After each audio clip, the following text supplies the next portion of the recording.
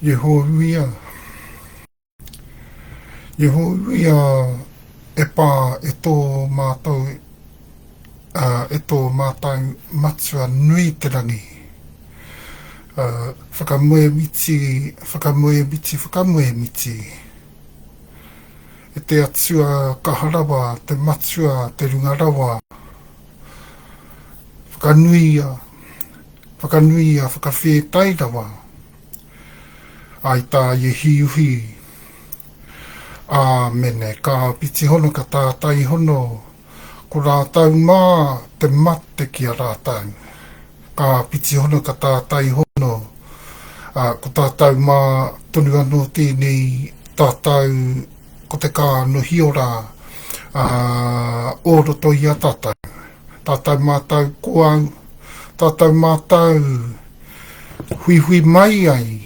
I te kōrero Tahumaakaakanuimatua. Kirunga ki ngā whakataunga o te kreme. Ahu ake atu i roto i ngā tūāhuatanga katoa. I te taunahanaha tūpuna, ai te taunahanaha wenua. Kai te mihi atu tēnā rā tātou. Tēnā rā tātou. Māori ora. Kahuri. Here we are into the Mākeiii. And I was going to do this kōrero, this particular kōrero, this particular episode, this bulletin, this session of kōrero from the Mākeiii page, but I decided against it. I thought, well, because there's a whole lot of mess about involved with that, revolved around that, and also just like my squeaky chair from last week. When it came to the squeaky chair last week, I actually didn't expect it to keep on squeaking. It just keeps squeaking and stuff like that. So the thing about the squeaky chair is that I could have gone and got another one, but that would have taken me a while, and that would have been a whole lot of mess about, because any other chair I had available to me, and then I didn't know whether they were squeaky chairs or not either, but yeah, that would have used up some time messing about with all that sort of thing. There's little intricate materials and stuff like that on all of those chairs, so it would have taken some sorting out. So I left it. Why? Because I knew we could still achieve the primary aims for our kōrero last week. And the Mākeiii, that's where Waitangi is, we all know that. And so our kōrero for today, we look at dedicating for the Mākeiii, the whole of the kōrero to TeTiriti. Today we have also within that kōrero a total focus again, or more so a refocus and a review, more so on what we had established from our kōrero last week. Oh, isn't that awesome? No squeaky. So, good to be back too, and talking to you about such significant kaupapa and significant documentation from our past.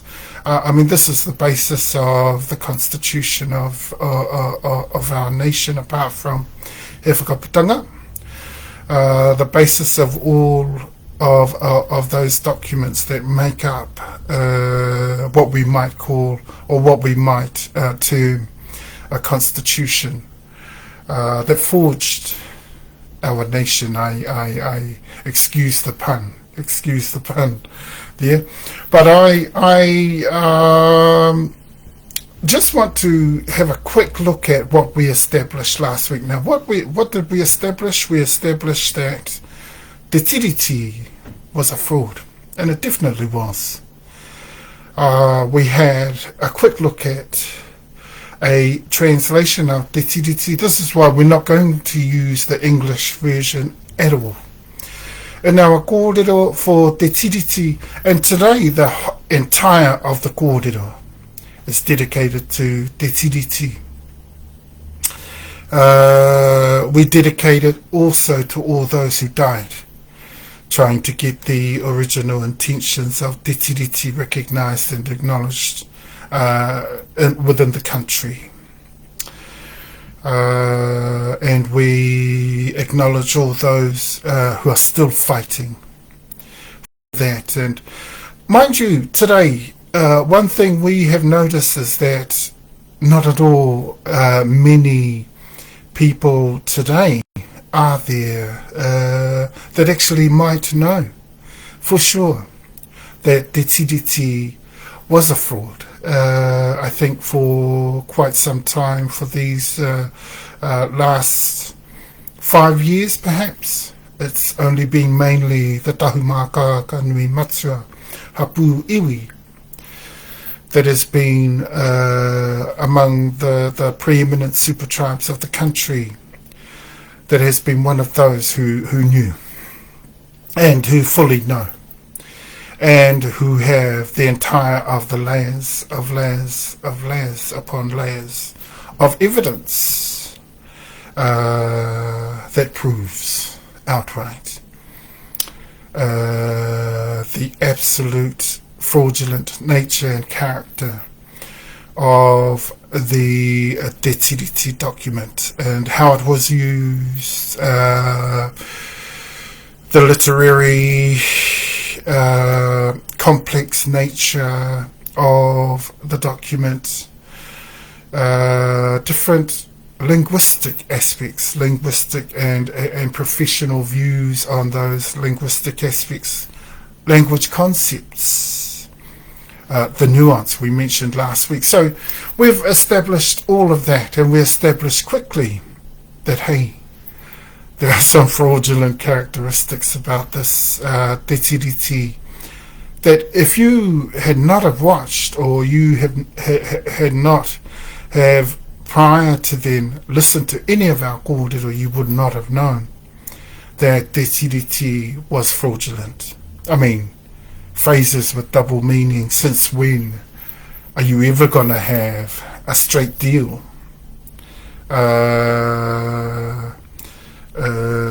That is absolutely straight, comprehensively straight, where there have been the use of phrases with double meanings, and there's quite a number of them. We're going to eventually have a look at those double phrases and linguistic concepts like the nuance I pointed out in Article 1. It's the whole anticipation of the actual nuance. That's why we wanted to focus on the first, all three of the articles to the TeTiriti document. Okay, and so we continue that focus today, except we're going to take a little bit of a step back first. We're going to talk about a number of aspects surrounding this time when we talk background, we won't go so broad. We're going to close in a bit and start to limit our focus to what was just close by around the actual document and its signing at that time. Okay, so all those aspects we're going to talk about today. I don't say forget about those broader contexts. Keep them in mind, keep them in your subconscious for now, but we're going to draw in closer. And like I said last week, we're going to get scrupulously close, and that's what we're going to do today. You're going to see all the layers of evidence, compile, and they're going to all collate together and it become a conjoint effort to proving outright that actual fraudulence that took place on February 6, 1840, and then eventually took place as well over 7 months, over the majority of the 7 months that preceded that day. fraudulence all over the country. There was only a couple of times that the conundrum was actually mentioned over those signings across the country. So they got really, really confident around about that time. Really, really confident that they'd had it in the bag. They'd dumbed down a bit our tūpuna. They had them in quite a fix. I tell you, once you learn the layers of evidence that there are, and the context of those layers. I mean, we're not just talking linguistic or takoto or te kupu, wairua anō or te kupu. I mean, those things, those particular customary concepts belong to Tahumaakaakanuimatua. Okay? The lay, and the order of select wording. That's all we're talking about there. Te takoto o te kupu. And te wairua, spiritual always comes into it. We can't get away from that with our cultural, spiritual way of life. Amongst the super tribes, amongst the preeminent super tribes, especially the iwi or ReoHapuIwi, e tatauma, the commonplace for te taha ki te wairua, even in linguistic terms, is highly apparent and noticeable. Okay, and we're going to talk ReoHapuIwi first up, but first of all, just outlining for you the episodes to come. We have today's one, the whole of the kōrero, the whole of the episode will be devoted to TeTiriti. And then our kōrero for next week is for the ore e komau, te taira whiti AukatiTai. So much kōrero going on there. We won't be doing TeTiriti next week or the following week, which is for TeTaiTokerau AukatiTai. That is for the MaakeiiKouMei and we are we won't be there won't be sessions on those weeks. It'll be the week after, once we get back to Wairarapa. That's 4 weeks from today. On the Monday, back into Wairarapa, the whole of the kōrero will be on TeTiriti.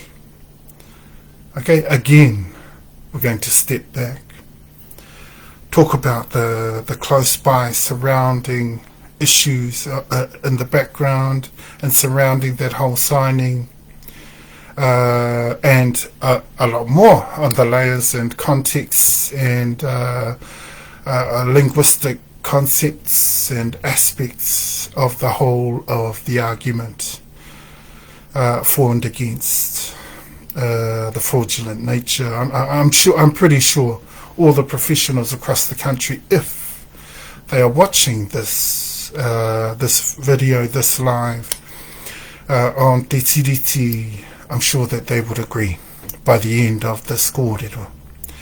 However, the next one for TeTiriti, the whole of the kōrero for that day will be devoted to TeTiriti from Wairarapa, and we will do the same thing. We'll step back, talk about surrounding contexts and background to the whole, the close by surroundings governing over the whole thing.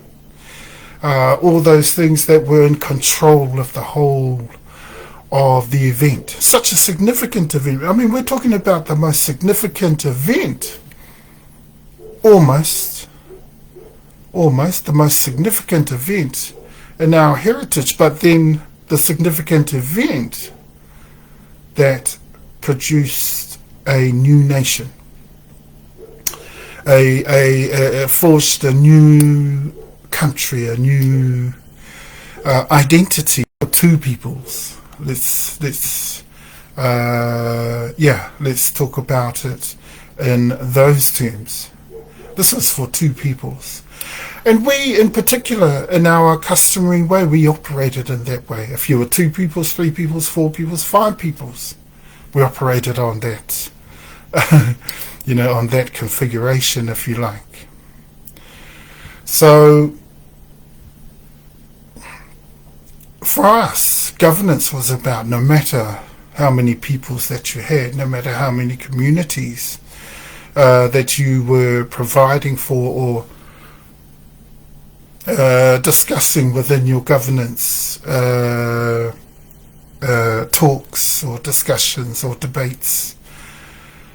Each one had the right, and were given the right fully, to govern over their own.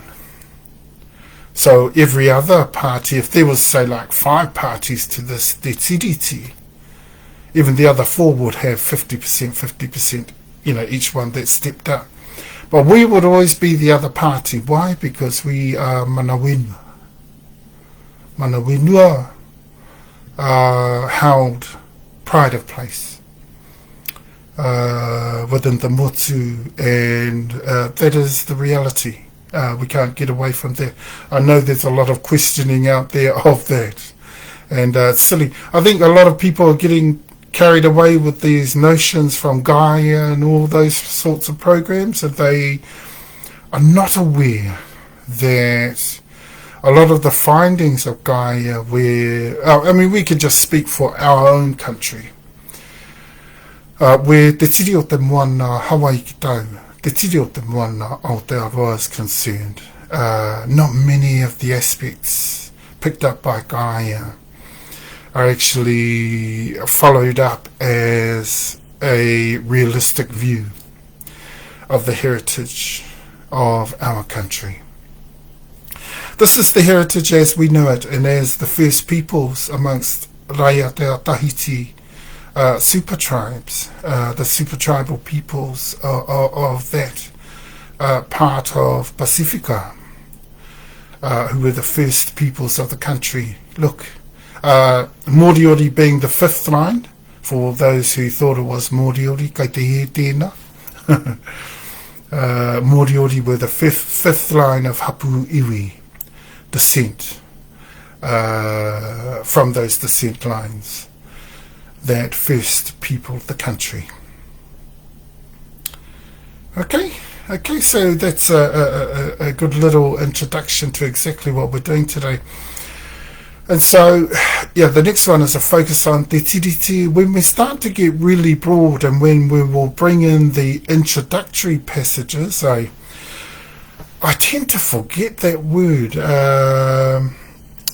I'll just call it the introductory passages to the preamble. Is it the word?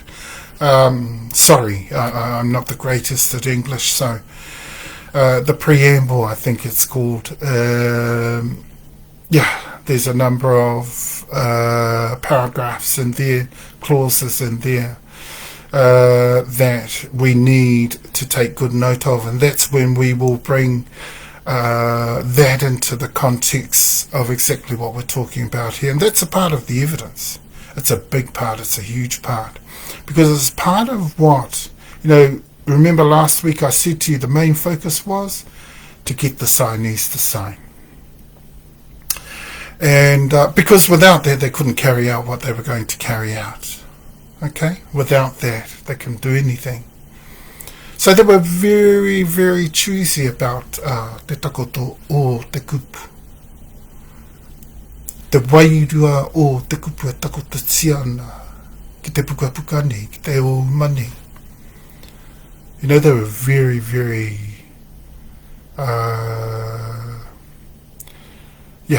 they took extreme caution to lay out the words. They were very selective about which words, what the wordings were, even the type of language. They were pretty, it was a priority to them to include the dialectal. See, and that gave it even more identity. This style, this ManaTapu in this style, kua mōhio ke te motsu katoa, I te āhua o te takoto o te kupu o te inei reo, te āhua o anō o te kupu I te ReoHapuIwi o te kupu ManaTapu. Putatsu anō ki tā o na te wairua. Okay, the spiritual character of this reo. So it wasn't just Māori. I mean, we go on about Māori today. We go on about Māori today. The Māori anō kairoto. Ala, he Māori. He Māori toni hoi anō. He Tahumaakaakanuimatua tonu. Ke hoki no tēnā Māori. Okay? The Māori was specifically and corely and sensually and expressly Tahumaakaakanuimatua. Oh, sorry, aroha mai Tahumaakaakanuimatua te awa moai hapu. Tahumaakaakanuimatua hapuiwi. Te awa hapuiwi. Moai hapuiwi. Why? Because we're the most well known of those of the hapuiwi to use this particular reo in the north expressly, and most often it was at the times when we came together with Moai. Okay, ko ia tērā te reo kōrero taku kupu tāku I ki ake atune I roto taku kōrero I tērā wiki. Okay, that's my exact words last week. Was this reo written in this particular document became the main medium of communication for us amongst the Moai hapuiwi.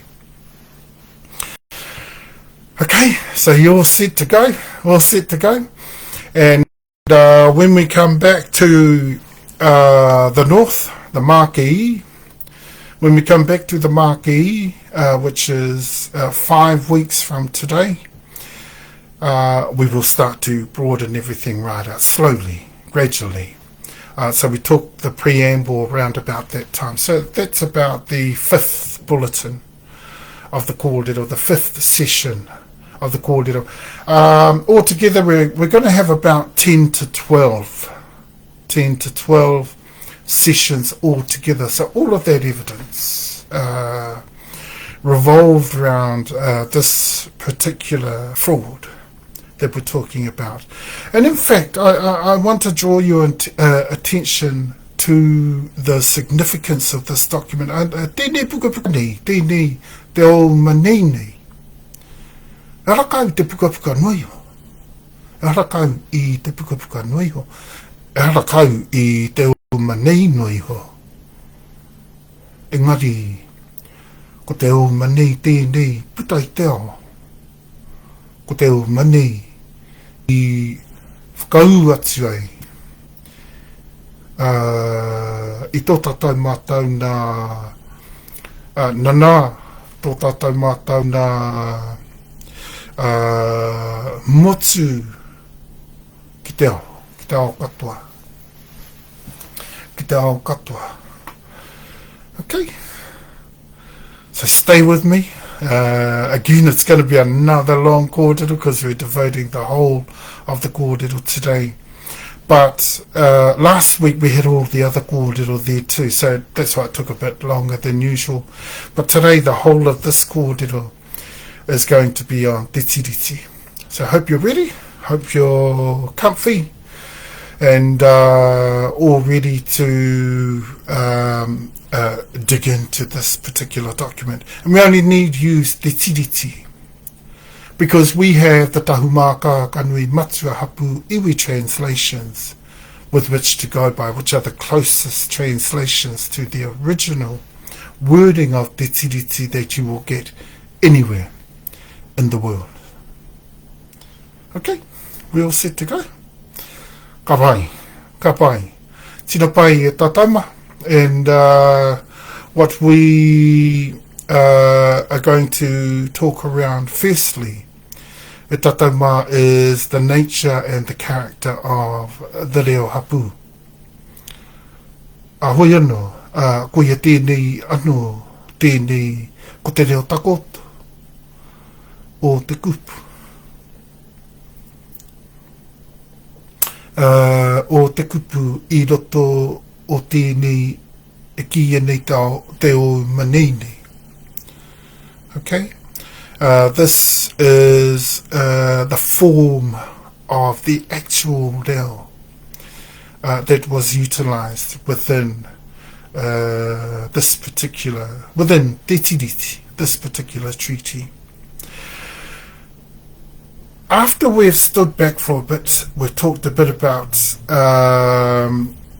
this is one of them, the ReoHapu, and in particular, well, why we want to begin with that is because that gives us the context by which to understand the nature of what went on here, the character of what went on, and how this reo in particular was utilized in order to be able to carry this out. I mean, because what we have here is not just a fraud. What we have here is not just a fraud. And without this reo, without ReoHapuIwi, you wouldn't have been able to carry out this fraud. Okay, so we need to understand firstly and foremostly, how tēnei momo o te reo? How tēnei momo o te reo? What's, what form of, what's the form all about of this reo? We talked a wee bit about it last week. We talked about its confidential nature. We talked about the fact that it was hapuiwi, so it belonged only to the hapuiwi that it came from, and who utilised that particular hapuiwi.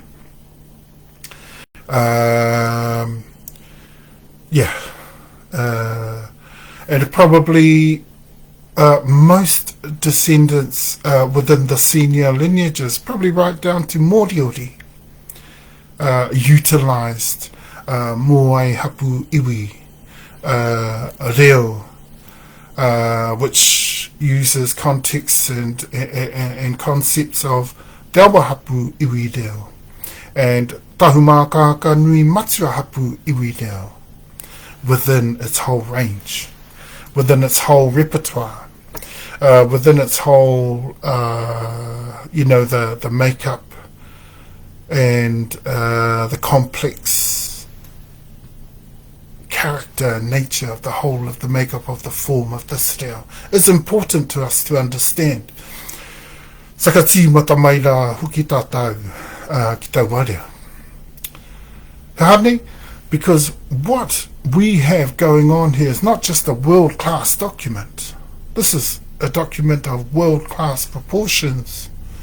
I don't think it's been put together that well, though, to claim that, perhaps the Crown was working in world-class fashion in that time. It did work very, very well, but is the actual structure and the form, this actual OuMaanei, is it befitting to the world-class attention it was given, for the world-class attention it was given? And we would be of the very quick view, the very hastily put together view of a big no to that. A big no to that, because of the way in which it was used.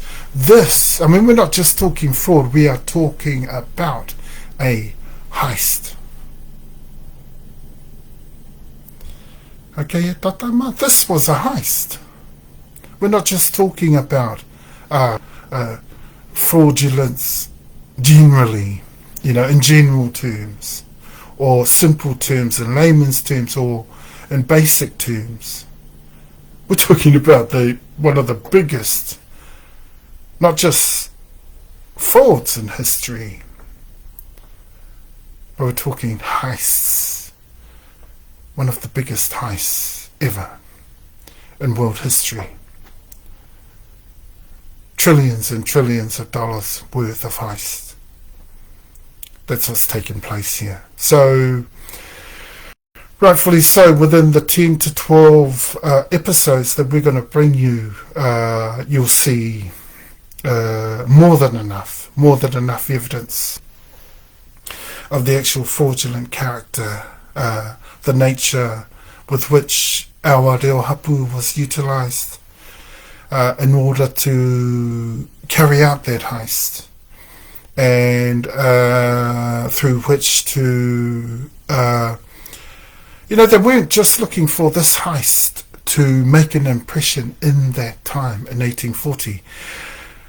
In particular, they wanted the original intentions to dissipate, basically to vanish into thin air. Boop.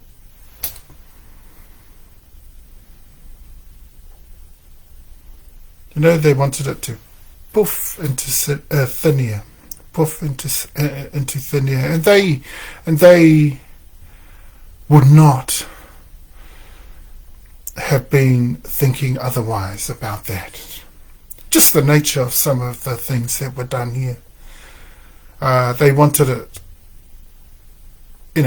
basically probably within the first century,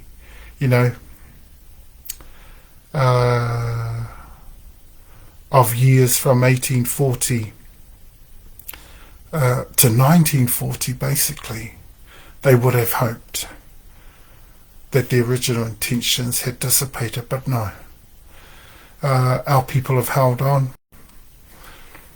Our people have been able to find a way to seek not just the truth, not just the facts to what has happened here, but actually the whole of the truth to the matter of exactly what happened. Because of one major flaw in the whole of the interpretation of what happened with TeTiriti, currently upheld by the courts in this country. And we're quite disgusted at that. We're quite disgusted that they could come to that. But then they don't have the professional view and the ability to collate the evidence that we do. They don't have the taonga tukuiho to go by. And that's why we start off with ReoHapuIwi. Why? Because most of the people involved with the whole of that first translation and interpretation of exactly, with Anne Holm and all of those people, Claudia Orange, all those professionals, the lawyers, the politicians that joined in on the act towards interpreting exactly what happened with TeTiriti. And their interpretation remained the same, and the court ruling was that our tupuna had given over sovereignty quite freely and willingly. And not only is that not customary, that absolutely is exactly what did not happen. Okay, and so let's get into ReoHapuIwi. ReoHapuIwi, the reo of this document, it has major purposes, major uses, but there are also lots of tikanga, lots of tika, lots of kawa revolved around this reo. So there are protocols in the way you use it, and quite simply in the way that you have used it, that you're imposing upon the document and upon your kōrero through the use of it. Like, for instance, the ReoHapuIwi involved in this document. The other aspects of the argument is that all those who have, in fact just about all of them, that have translated this document, TeTiriti, in the past, are not even up to scratch. They're not up to it. They're not up to translating this document to the quality and standard necessary, or the 100,000% quality and standard we're able to. Okay, let me make that clear. So throughout the current interpretation, the current accepted interpretation of the motu, we handed over sovereignty quite willingly, and kai te he tēnā. Kai roto ke anō tēnā katoa i te āhua te kōrero. Kai roto ke katoa i te takoto o te kupu. Kai roto anō rā hoki i te āhua te wairua o te reo nei. Through all those aspects of the lay, of the words, the wairua of the reo in this document, the express nature that words were selected to utilize within this document, and the reasons for which they were selected from the ReoHapuIwi of this document were expressly used in order to succeed with this heist, to achieve this heist, one of the biggest heists in world history. And I believe this was carried out by Busby mainly, and Hobson. We're not that silly, and they used the missionaries in order to gain their express knowledge on aspects and contexts of this reo, the ReoHapuIwi. So let's look a little bit at the ReoHapuIwi, shall we? And we'll talk a bit more about all those who have translated, because you've got Uri Hapu, not Uri Hapu, you've uri whānau uri members, okay? You've got Hapu Uretārewa whānau uri members, and you've also got the Karauna. The Karauna is also translated. None of them are up to translating this reo. Why? Because this reo is ReoHapuIwi. And if you're not from a Hapuiwi that is aligned or within the same trunk line of the reo of this Hapuiwi, then a karakau hoki koe e tāi ana te whakapākeha mai o te takoto ēnei kupu me tō te wairu anō kairota pērārawa. Okay, so you can't translate anywhere near the nature, the character, or the selective nature by which the words and the language has been utilized and placed within this document, within the OuMaanei, or the TeTiriti document. Okay, there's no way you could do that. Okay, all right, because the first firstly, we're talking about literary language. This was almost unheard of. Our people were almost oblivious to reo being used in that way. So they were relying on highly their ears, their sight, their feelings, their ability to soak up the atmosphere, the environment around them. And the direct nature of this OuMaanei, te takota mai, no roto te kuini o ingarani. Or in this case, ingarani, koina te kupu, ingarani. And that is expressly teawa moai, Tutura te matua, that particular concept. So all of Reia te Tahiti Okay? So, ReoHapuIwi. If you're not of the same one, then it's highly likely. I mean, like, for instance, one of the translations that we checked out was the one from the Kohimarama Conference, 1860. Now, there was a translation done of TeTiriti within there by Tapiranangata. I don't want to say it, but though it came close by about 40%. This doesn't discourage people. I mean, people shouldn't get away from the fact that his nativity in the reo is intact. I mean, he's definitely native, definitely Aukatitai, definitely knowledgeable in te reo.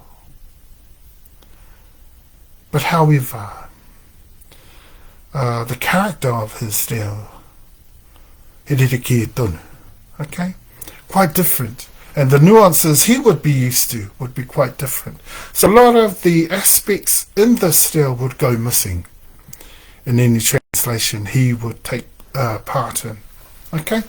So that's the reason why we've hunted out everyone. Why? Because no one's up to it. Only us. Only us.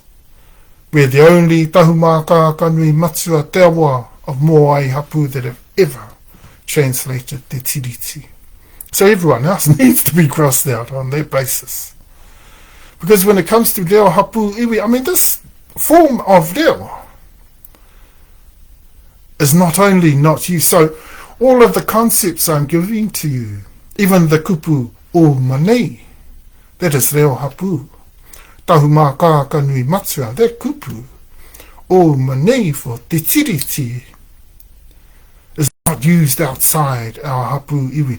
So I'm actually sharing these concepts of these linguistic unique phenomena with you outside of our Hapuiwi. Out of the sole fact that if I don't, then the truth is never going to get out there. Okay, so I just want to say this, just whilst I'm talking on that matters, that what we ask for is a lot more respect from our other super tribes in the Motu, from our super tribal nation in the Motu. A bit more respect, you know. We need that because what we're trying to do is get the truth out there and get the proper aspects of te reo out there in the open. Otherwise, I mean, if we lock it all down, no one's ever going to know.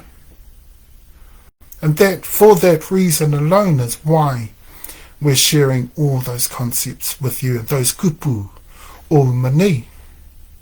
I mean, none of you had heard of a kupu OuMaanei that means the same as TeTiriti ever in your life. Why? Because ko ia nā anō tētahi o te kupu. E pā kia tuana i TeTiriti nei, me o nā āhuatanga o na kōrero, o na tū āhua. Te tikanga, te tika me te kawa.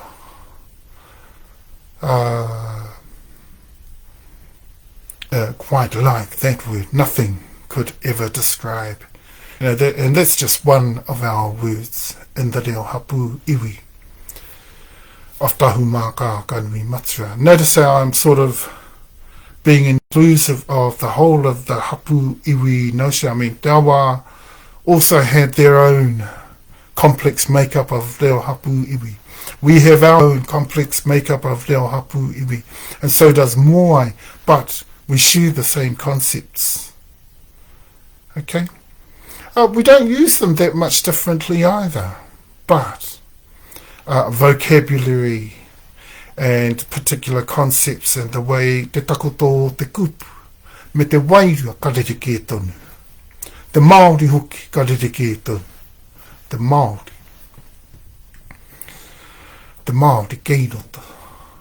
So within our hapu iwi, te Māori o te kupu, na Tahumaakaakanuimatua belongs to Tahumaakaakanuimatua, our Māori. You go into te awa ririke tonu. Okay? Straight away you notice the difference. Ara tēnā. Anā nahuki tēnā. That is the Māori of te awa. Ana, ka pitatia no rāhuki ki roto tonu ki tō mō ai hapu i nā huki uru atu ai. Tonu ai ki roto, anana. Ko tāua nō nā e ki te noa ke ake atu ana, ko tā mō ai, te Māori, o te wairua kairoto. Ati pai? Tēnā wairuatanga i roto, rangi, papa, ngā atuatuatanga, i te pūtai ao tonu. Heke. Ati pai? But this particular reo, there's only one other reo within all of the 21 reo of Tahumaakaakanuimatua that is more... I mean, unless we talk about this, you're never gonna know it. You're not even gonna recognize it. And that's why I spoke about the o sound. The o sound is quite characteristic of this reo. Pena ka rangona ke ake atikue. Ko taua oro tonuna. Te oro. Ana. Eri te tonu anō rā hoki no tēnā te oro. Puta ana mai. Ki ana mai. O rero ana mai. Then, yeah. It's quite likely that that reo that we're using, though you can't recognize exactly what we're talking about, is, in fact, the ReoHapuIwi of the ReoHapuIwi of those particular people discussing things at that point in time. Okay, so it never got taken out of the hapuiwi. And that's pretty significant. That tells us a little bit about the mana. The mana accorded those people, the missionaries mainly, accorded those people that were able to utilize this reo within this document by the hapuiwi, from whom this ReoHapuIwi came from, because they were permitted to utilize it outside of the hapuiwi. They did give it a sort of an universal type of, the nature of it, some of its makeup is quite, you could argue that it were a little bit universal, so it was a little bit reo matua in its lane. And we think they did that purposely. Because although ReoHapuIwi is a reo that's unnoticeable, and usually you would utilize it in ways that it maintained that confidentiality, it maintained that privacy within its contents, and established the contracts and the agreements and continued to interrelate in a way that the interrelationships were continually built in a way that they were long-term and always were going to be long-term. Koina nā no hoki te āhua ki tēnei reo. Okay? This is the form of reo we're talking about. Only one other reo more unnoticeable than, even though the unnoticeable nature, once we get to the fourth stage of this reo, you'll notice how unnoticeable it is. But this particular reo, most of our ReoHapuIwi knowledge comes from our Tahumaakaakanuimatua ReoHapuIwi knowledge. Okay? And though we do have some of Tawa, though we do have some of Moai Hapu, our ReoHapuIwi is, for us, is more intact because we know our own vocabulary. Vocabulary is all of your own, every word. Tahumaakaakanuimatua. The nature of takotokupu, Tahumaakaakanuimatua. So those people utilising this reo, so that, it gave them a huge impression. It gave this document some amazing mana right across the motu. Every inch of the motu had been covered here.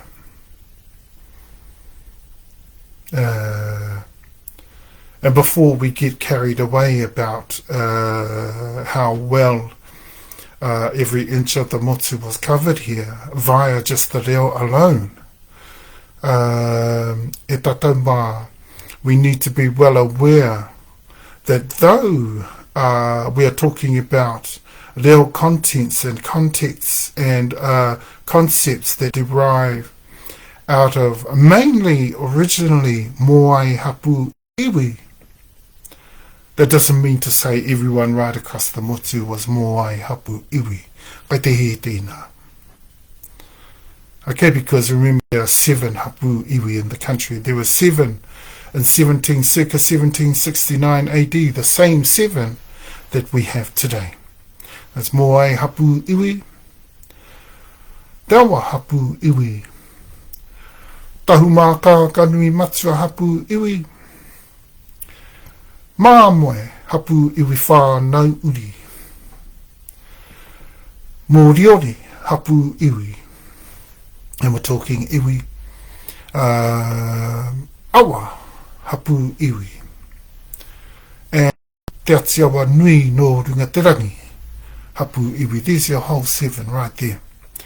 Same 7 that were here when Captain Cook got here. Okay, but why is this reo so significant right across the motu? Because it belonged to the most senior. Okay, and it was well known to have been used by the Tewa and the Tahumaakaakanuimatua. And probably it was even well known amongst Moriori and Māmoe as well, just as much. We know that Awa and Te Atiawa Nui no Ringaterangi, Te Tini o Toi from Rekohu, from Chatham Islands, was more likely to utilise Moriori. Okay? Why? Because we were, our associations were stronger. Our interrelations were stronger. Within Moai Hapu, which were the reasons why we sometimes spoke in that reo. That was our main medium of communication. So this is the form of reo. That's a bit more background for you that we didn't cover last week at Tatauma on the ReoHapuIwi. Okay?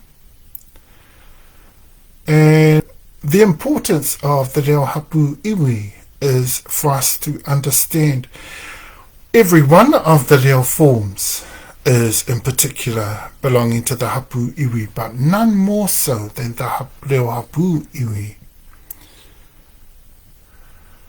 Why? Because it was only noticeable by Tahumaakaakanuimatua.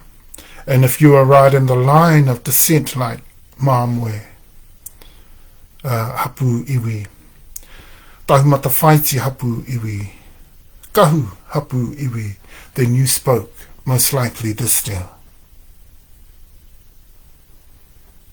Okay?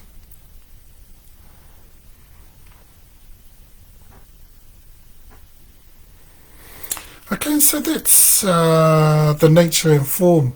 The nuances weren't, the same forms of nuances that you would get in Hapu Ureta Rewa Whānauri. So that's Hapu, first stage, second stage, third stage, fourth stage, or fifth. Okay? You definitely didn't get it in Uri Whānauri because they didn't have one.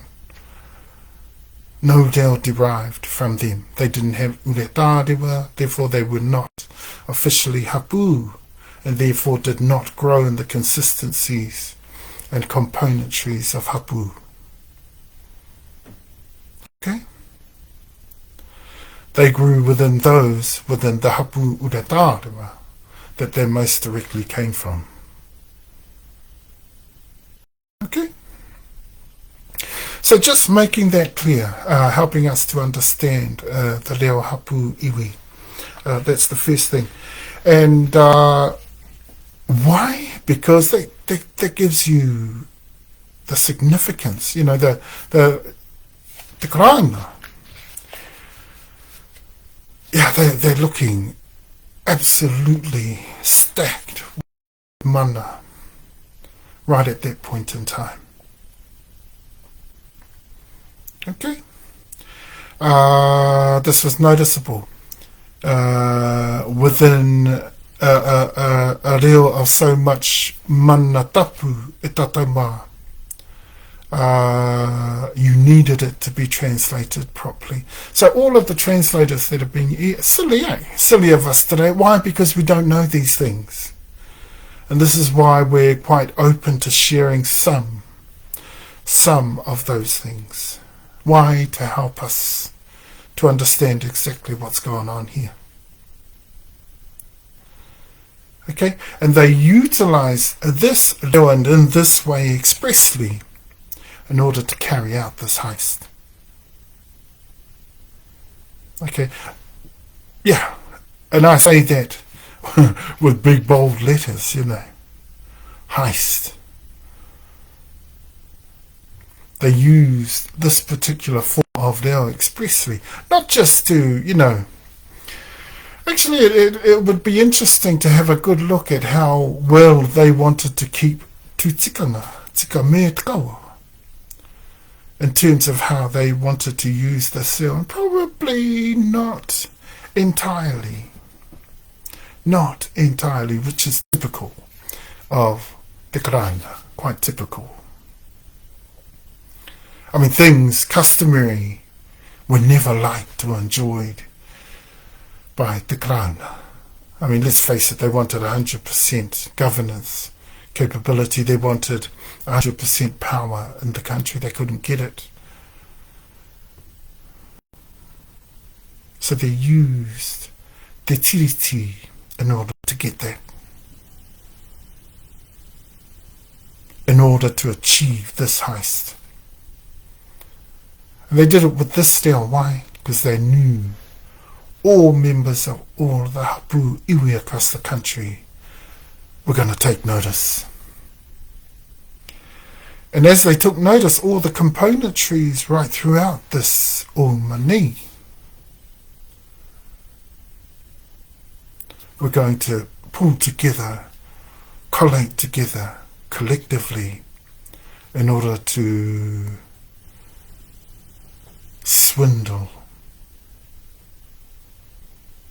okay, to shrewdly manipulate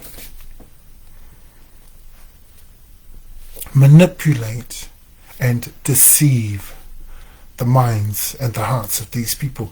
And coming from the Kuini o Ingarani, let me just make mention of that. The Kuini o Ingarani, wahine, in our culture, absolute mana. Absolute mana. Na wahine, there was a monarch.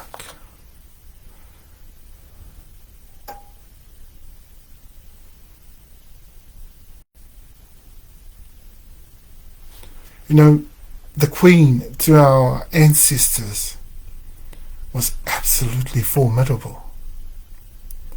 She was equal to the task.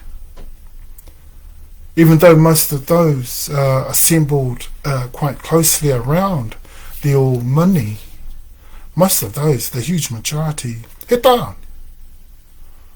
And they wanted to hear, "Hahani, tā te kupu, a te kuinine."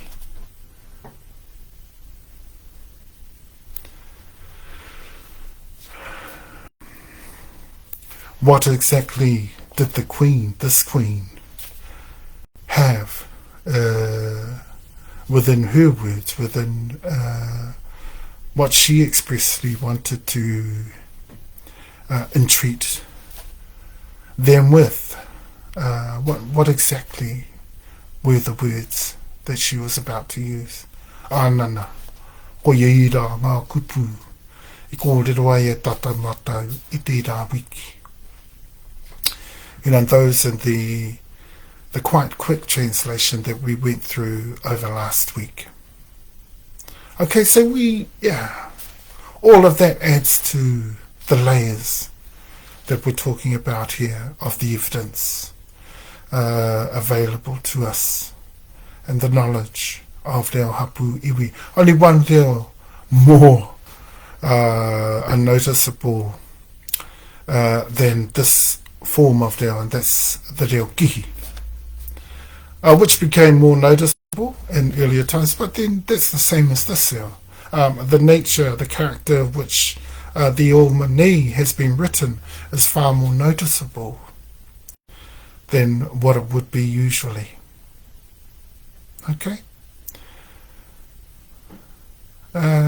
So,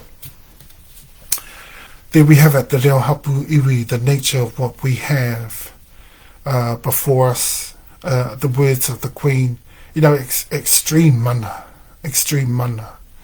in the whole of the deal. It's no wonder the chiefs signed. It's no wonder they signed. But they signed, obviously, because of their original intentions. Okay, and you and I know what they are. We're going to have a closer look very soon at all of those linguistic aspects, the literary, the different, characteristics of the ReoHapuIwi. We're going to look at how that takes form and shape around the collective collation of contexts and concepts that come together, that pull off this heist. Okay, that's part of our claim. Part of our claim is against the wrongful use of our reo within TeTiriti. It was expressly used in order to defraud and to pull off a heist, biggest heist in the world. And we've got an amended statement of claim to put in yet, because we've got a number of things we've got to add into our statement of claim, our SOC. And so we'll be doing that pretty soon, and that particular part of claims is in there. Okay, we've just got to flesh it out a bit more. So, starting to really flesh out things now. So you wouldn't use this still outside of the Hapuiwi. But they made it more noticeable. He hani, so that it could apply to more than just, perhaps, more than just Tewa, more than just Tahumaakaakanuimatua, more than just Moai Hapu. Okay, Moai Hapuiwi. And so that it could apply and be more inclusive of the others, of Māmoe who are also there. Okay, of Moriori who are also there. Okay, and then don't forget they hastily took TeTiriti right throughout the country, throughout different areas of the country, and took those original intentions into those areas, mostly, and managed to obtain all of the 540 signatures of our chiefs from right throughout the country. Okay. Yeah, there are other reasons why even native speakers of different reo, like for tāpirangata, te reo o Prourangi, reo hapu ure tārewa whānauri o Prourangi. You know, they only have one reo. Okay, they only have one reo. We need to check those of the hapu ure tārewa who might be second or third or fourth. Fourth stage. Then we can find out how many reo they've got. Obviously, those second stage have 2, third have 3, fourth have 4. Okay, and the more open you are to different nuances and different componentries and the way that HapuIwi reo works. HapuIwi ko reo. Don't forget the HapuIwi is the greatest extent to which a hapu can actually grow and extend to become within our tribal culture. Okay? So you could not obtain any such knowledge or any such language unless we were to share the ReoHapuIwi with you. So we needed to start off there. E tatauma. And we needed to start off there quite clearly so that you were well, in order that you were well set and you had set before you the tone of exactly what was taking place, because of all the influences that had great immediately close by influence over anything and everything to do with the signing of TeTiriti. It was the ReoHapuIwi. During the signing, they would have used ReoMatua in particular, or phrases of ReoHapuIwi as well, or ReoHapuIwi, and that's how they made this reo more noticeable, by using the ReoHapuIwi, or the dialectual core language of the HapuIwi in the vicinity. Not forgetting e tatauma, that it was still a contract, a personal, intimate document, one that proposed to entreat to a super tribal people, that proposed to entreat to the whole of the super tribal people, but from the north. Why? Because the north, the complex makeup of the north, is the whole of the 7 of our HapuIwi. And not just one, not just 2, not just Ngāpuhi. As the Grauna mentioned some years ago, 60 or 80 years ago, they said Ngāpuhi were the primary tribe of the north. Rubbish. Absolute rubbish. In fact, they're one of the most junior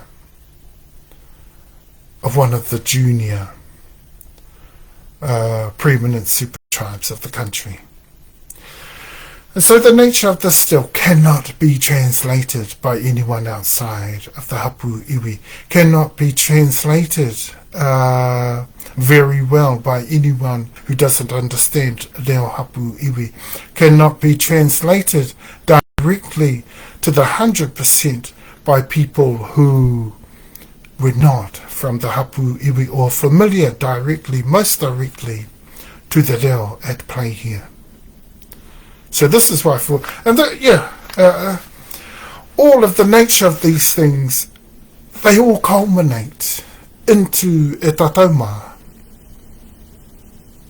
their intention, the Grauna. Te Karaunga, the representatives of that day, their intention to not just fraudulate, but for the original intentions of this document to dissipate at some point, and for that fraudulent outcome of this particular document, which is absolutely fraudulent,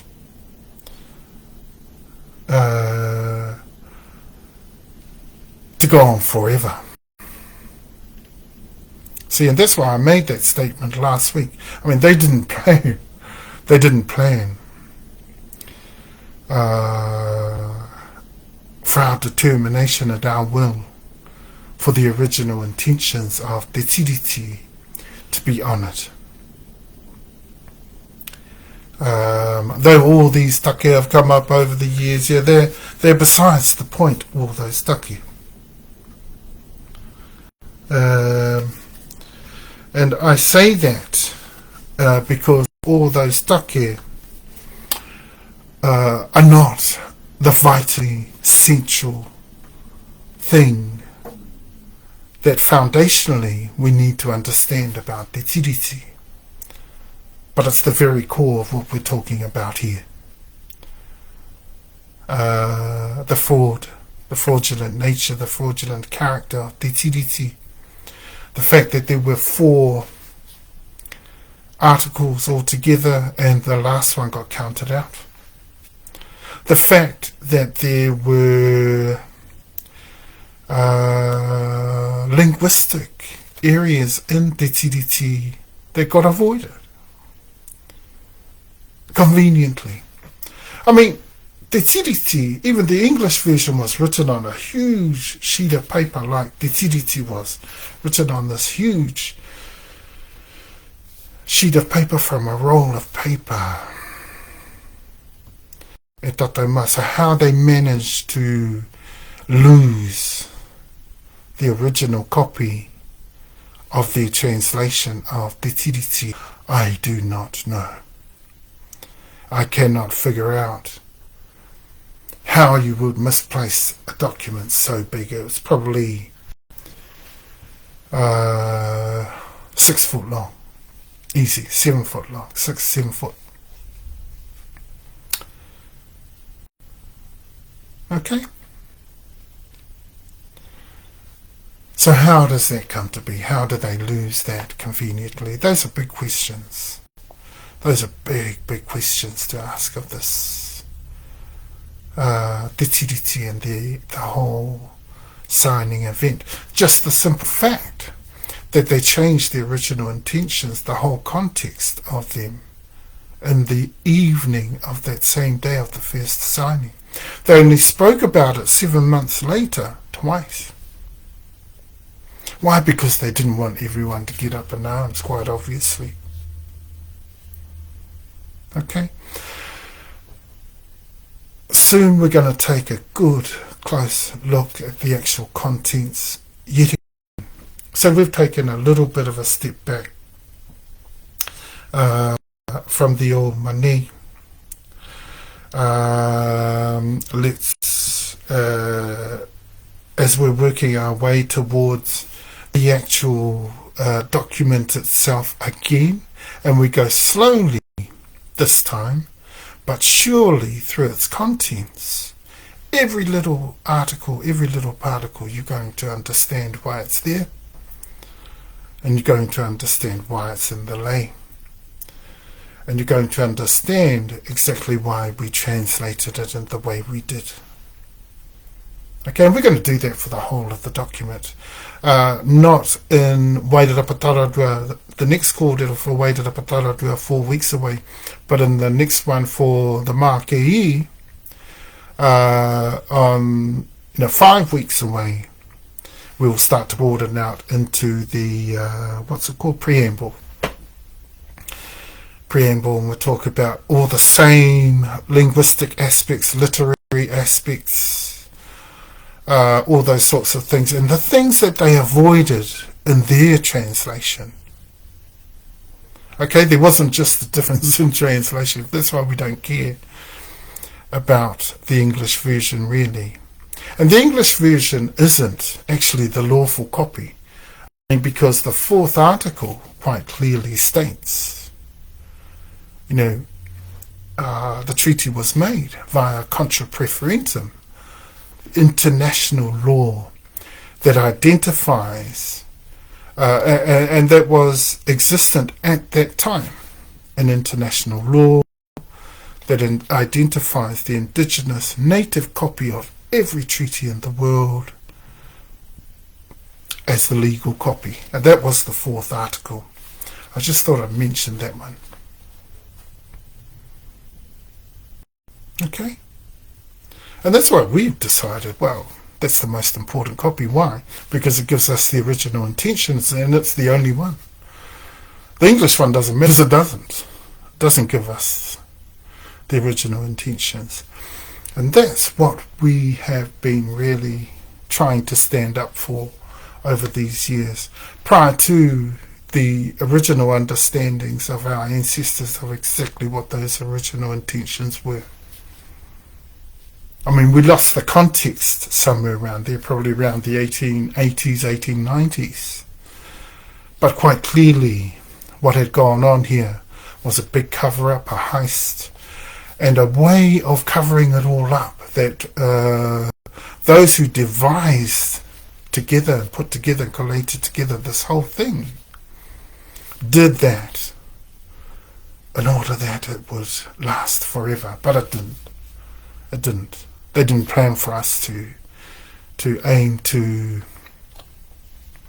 have the original intentions of TeTiriti honoured over 2 centuries later, in this time, in this current time. Okay? Okay, so a couple of other of the background information that we need to know, background details that culminate in everything closely knitted around and into the whole of the event. TeTiriti had already started, specifically in the north, to get changed.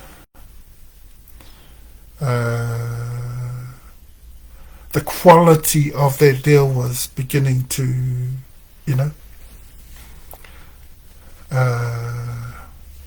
to disintegrate, to decrease.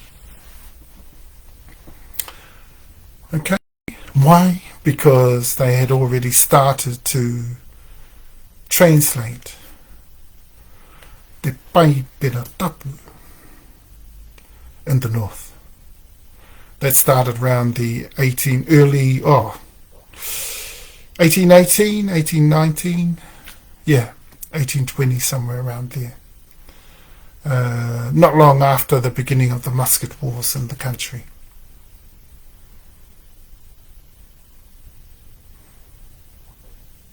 Okay, so the deal was already being changed by the nature of the work of the missionaries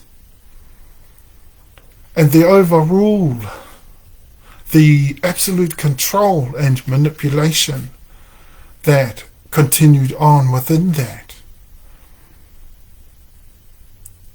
through the authority of Crown representatives operating in the country at that time.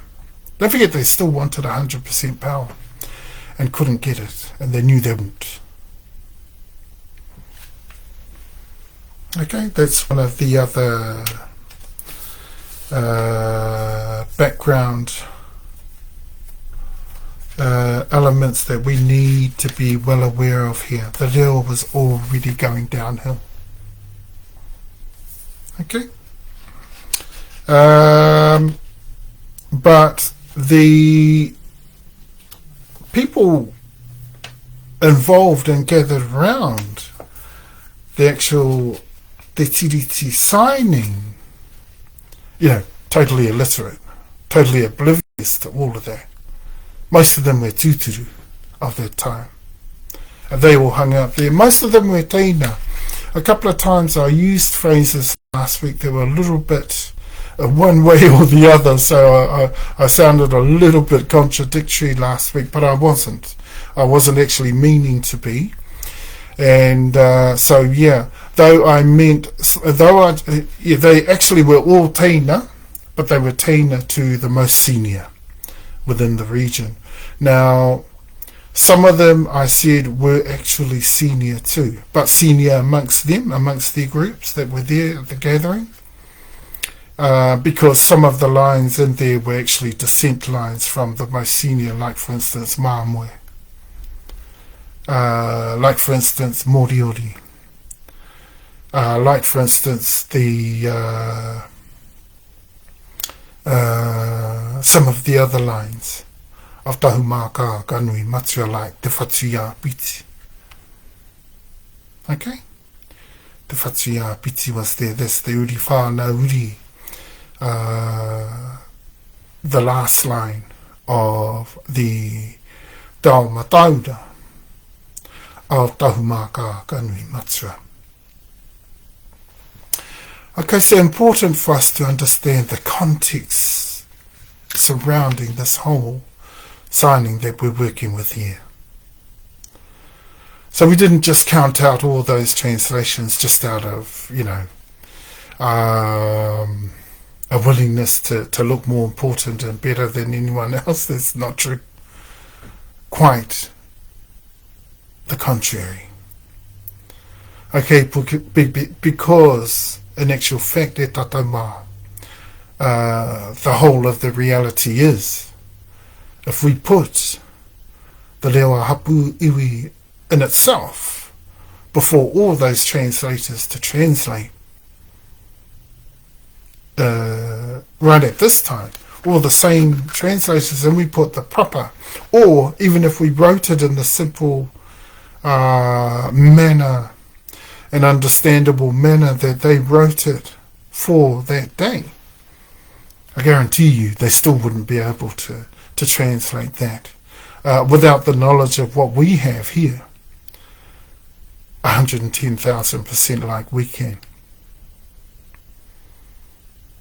Okay,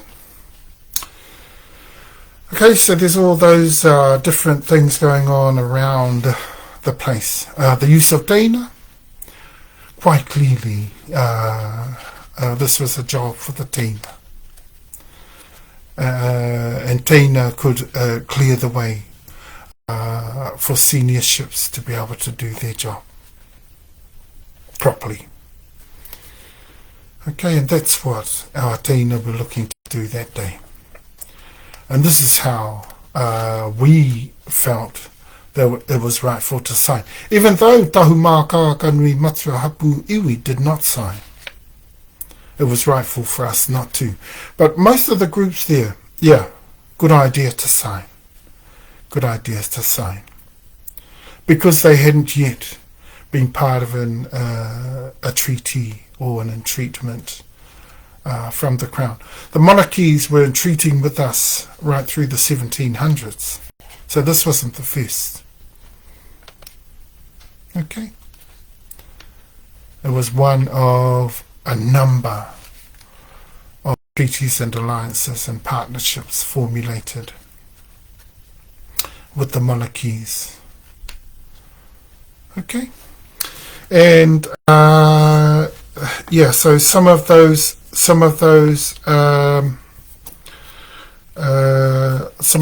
other key elements we need to be aware of. The double meanings, the phrases with double meanings. I mean, te kāwanatanga o rātou wenua wasn't the only one. And then the kāwanatanga is used a number of times.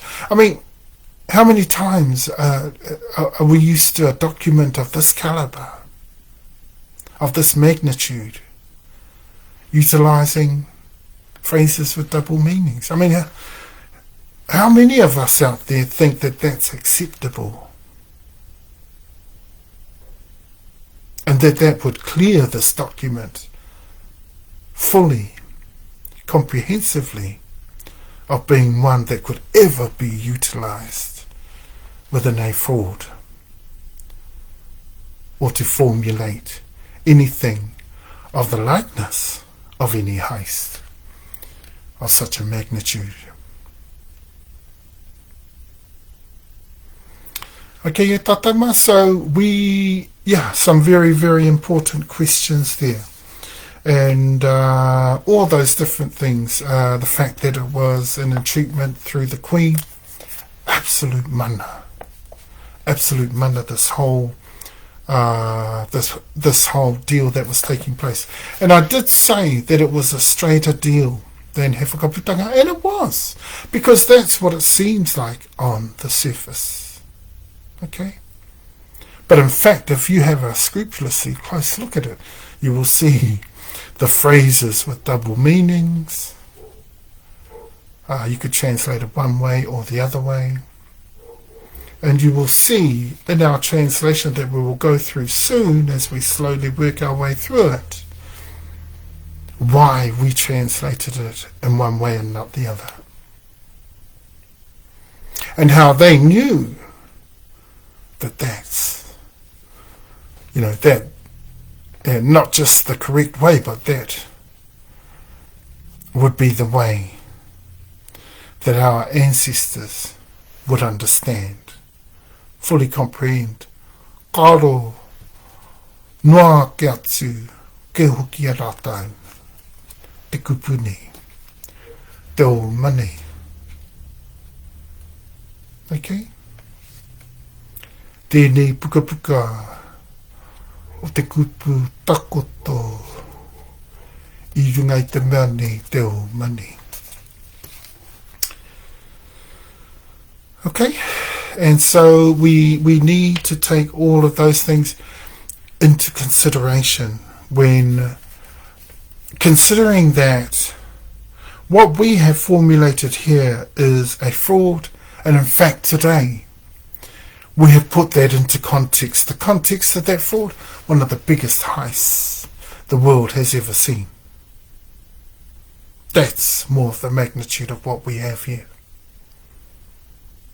Okay?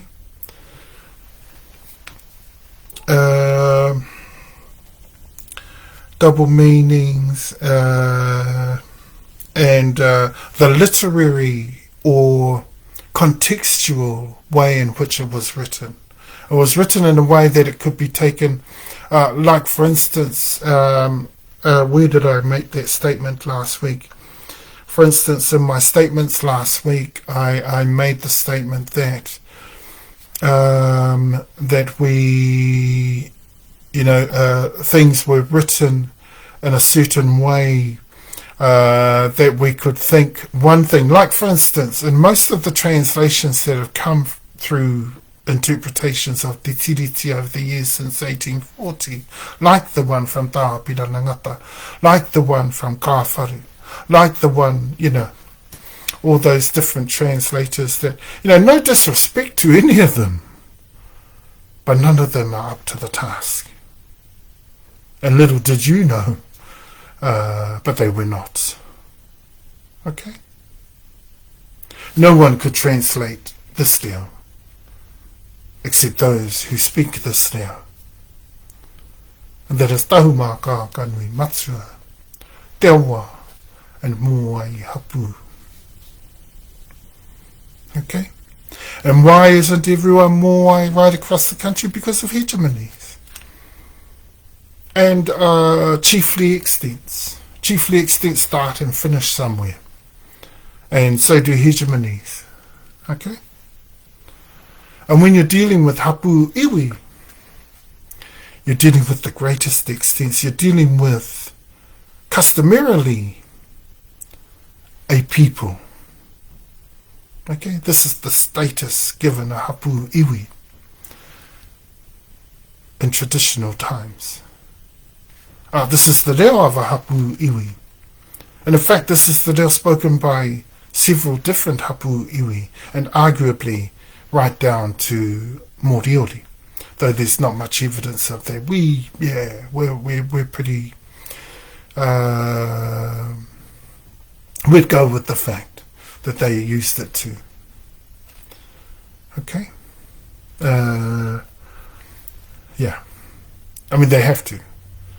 because we're all descendants down the same trunk line. But we're ReoHapuIwi, so our principalities begin and end with us, not with Moai. Okay?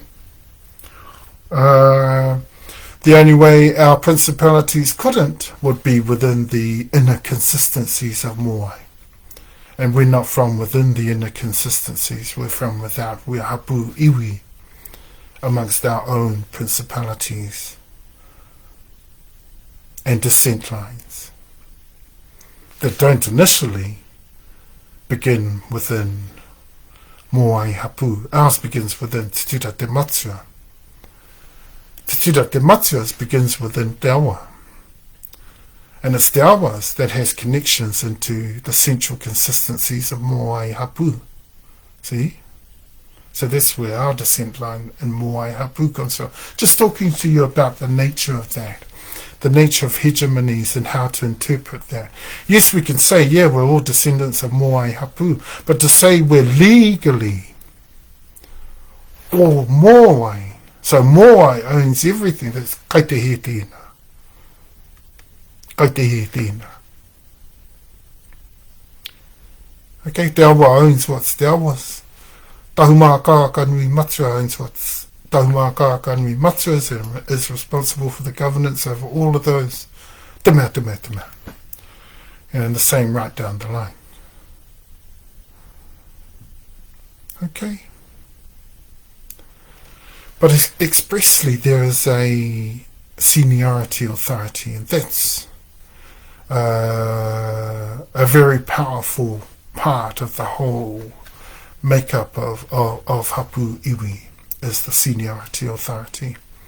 And yeah, we've gone on for so long about how that is organised and how that works. There's a lot of traditional unity within that as well. We've talked a lot about that. But I think there's a couple more things just to make mention of there. TeTiriti, within TeTiriti, couple more things. We've mentioned contra preferentum. We've mentioned the nuance and how it specifically within the first article comes into play automatically. How? Through the dash. There's a dash just before it, which indicates the specific use of the nuance. Whereas that particular phrase is used about 5 times through the preamble as well.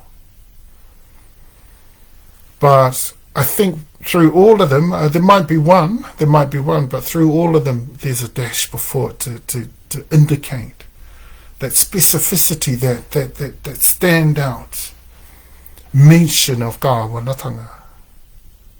And that's done purposely to Article 1. Why? Because they purposely wanted to say ko te kawanatanga tēnā e kōreruna, irota. And they knew that. Because it's in the way they utilised that particular phrase. It's in the way they utilised it the other way, several times in the preamble. See? See how manipulative we've been here? Do you see how they tied this down to even 2 to 3 days before the actual signing? They said, oh, yeah, this took about 1 to 2 or 3 days in all to put together. That's rubbish. That's rubbish. These people had expressed knowledge of te reo that took a lot less than 2 to 3 days to put together. They had huge ideas from as early as 1839, 1838 even, 1837, with which, how they were going to word and select particular words and phrases within which to utilise within TeTiriti. Why? Because they knew that would take the whole of the conscious thinking of our tūpuna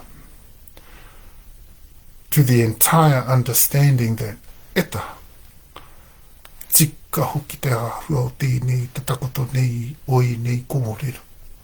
Te kāwanatanga o rātou wenua.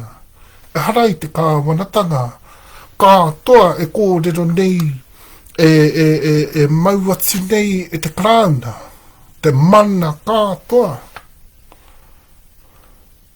Kāwanatanga katoa. Ki runga ki aua wenua. Ka hore. He tino tata rangatiratanga ke hoki tērā. You know, that's more like sovereignty. And yeah, see? And so you see why we didn't translate that in that manner. Because if you didn't include the nuance, that's what this is. See, that's the double meaning. But then if you gave away the nuance and said, oh, no, I'll just focus on it as just governance, just normal governance, which could be rangatiratanga if you looked at it through their cultural context, which is where we get the conundrum from that they spoke about in the evening there. Okay? Okay? So there we have the whole makeup of the fraud that went down, but entirely put together, all the layers understood, and all of the evidence brought into the collation of everything, we understand the magnitude of this heist.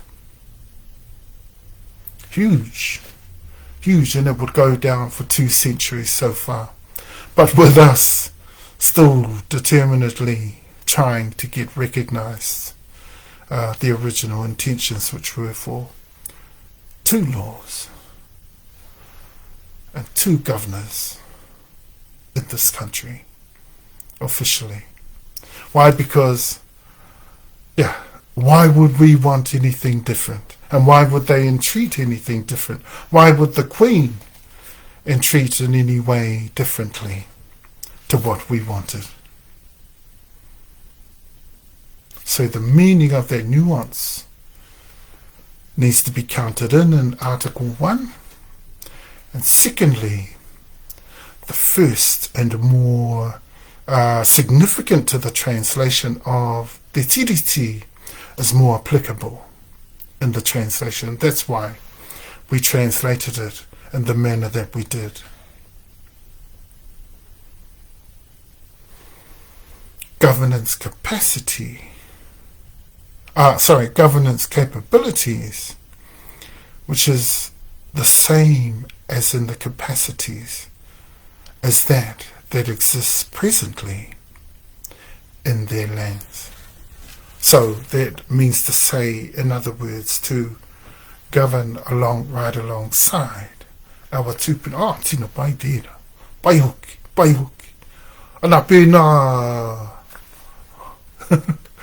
no te kuine anō hoki tēnei o ngā tona, tēnei o te pukapuka, tēnei o te kupunei, tino kuine whaimana. You know, our tūpuna, especially our men, have utmost respect for women of that rank. You know, utmost respect. So, of course, we were going to, our tūpuna, our ancestors were always going to say, eta, ka pai, tino tūturu anō hoki no o te kupunei, tōna takot. Hāngai tonu ki o te tūturutanga. You know, they got fooled by the tūturu nature by which the crown on that day was about to uphold tikanga. You know, they got fooled by that. They were about to uphold tikanga. Never before in the history of their relationship with the crown and the country, especially from 1815, when Kohuiarau opened, never before are the crowns seen to be actually agreeable to anything customary. So it was too good to be true. as promised in the original intentions of TeTiriti, of the OuMaanei. Okay? A couple more areas in there. Others are linguistic.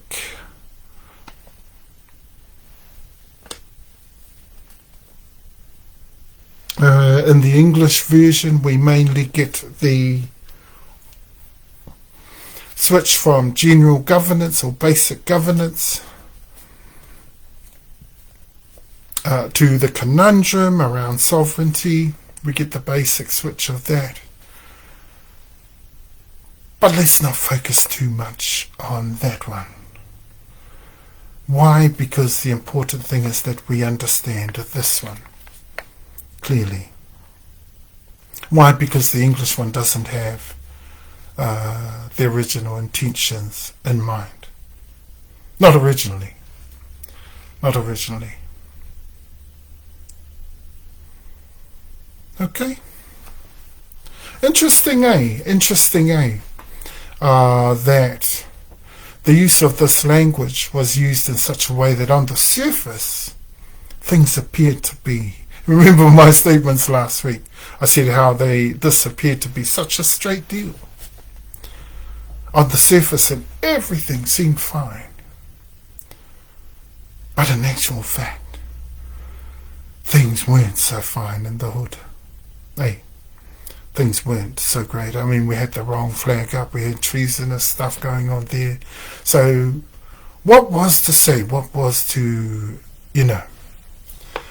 be the outcome if I were to lay a bet on the simple fact of the matter that something treasonous was about to go down with TeTiriti as well? If I put a wager on that, I wonder how rich I would be today.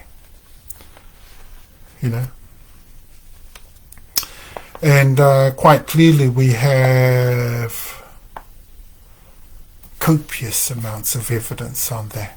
If we look through all the writings of the times, Anne Salmond, Claudia Orange again, Palmer, all those people, those politicians of old, Longy, all those people, we cannot be fooled anymore, because we have expressed knowledge of not just the deal, but the whole of that time leading up to 1840 and the day of the signing.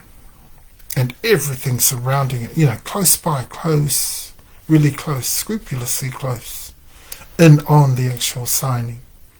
Exactly what was going on in there. The nature of language, the ReoHapuIwi. Okay? ReoHapuIwi aspects in there, dialectual, and the special place that they have in customary society. What did I say last week? Patented. It was patented language. That's a special language. That gave your identity away big time. Oh, we know who that is. Tuaka na rā nei huki, teina rā nei huki ira, mō huke rā huki tātai ko waimā ira, right on the surface of things. Just like this TeTiriti, we always thought over the last 2 centuries, almost, or expressly from the 1970s, we always thought we knew that on the surface, the straight deal said one law, one governor. But no. There was the double meaning being conveyed by the whole of the literary nature of this document. See? That's what you translated. What you did not translate is the character of this document based on the double meaning, placed throughout this document in various different places in order to give the original intentions to our tūpuna. Okay, so something at the outset, before we go into the translation, we're just about to do that we need to understand is as soon as they went in to discuss with our tūpuna the English version and bring up the conundrum, what they did is change the whole context of TeTiriti, and all of a sudden all the second meanings take precedence over the whole of the signing. Don't forget, it's after our tūpuna had signed. You understand what's happened here now? Absolute heist. This is an absolute heist. Absolute fraud. This is comprehensive fraud. We've got the context of a document showing two contexts. This is why most of your translations came out one law, one governor. That's not what's here in TeTiriti. What's here in TeTiriti is two, and two governors. Okay, so you can almost see now all the workings that went into exactly what they did. This devious lot. Yeah. I mean, now all my statements that ridiculed and belittled and were derogatory to the crown representatives of this country over those times are actually quite apt, quite exact, and quite accurate. Okay? Because of the nature of this document, I've just given that away. The literal nature is a two-sided document if we focus on TeTiriti in itself. I mean, all the English version gives us is the fraudulent side. There's no original intentions in there. So we're always going to look at the original one for what it says. Oh, one law, one government. Well, that's not the original intentions. Sovereignty was handed over. That wasn't the original intention either. Okay, because we've established that. We've established that fully already. And we know all of the reasons why.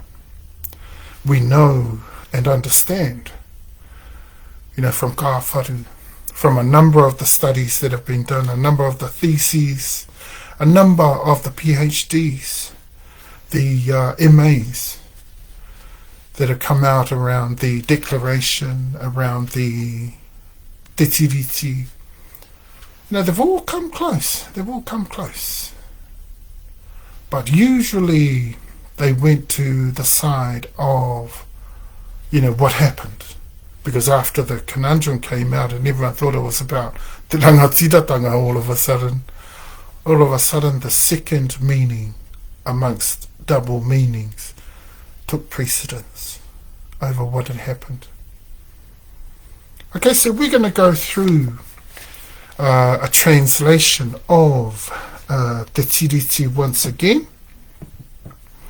And I'm going to continue talking. I can see that we're coming up to time where we're almost going to be out of time, but I'm going to continue on because we've dedicated the whole of this kōrero to Waitangi and TeTiriti on this day. Okay, so let's continue until we're done. So after we've done this translation, we're going to translate through it real slowly, and I'm going to give you the context of every translation and why and how things work within this actual deal and the wording that they've chosen and why they chose those words. Because that's what could happen. By conundrum time, all the other contexts, the double-sided contexts, could take precedence. Okay? And so, yeah, just so we can get quickly to some of the conclusions we're starting to draw here.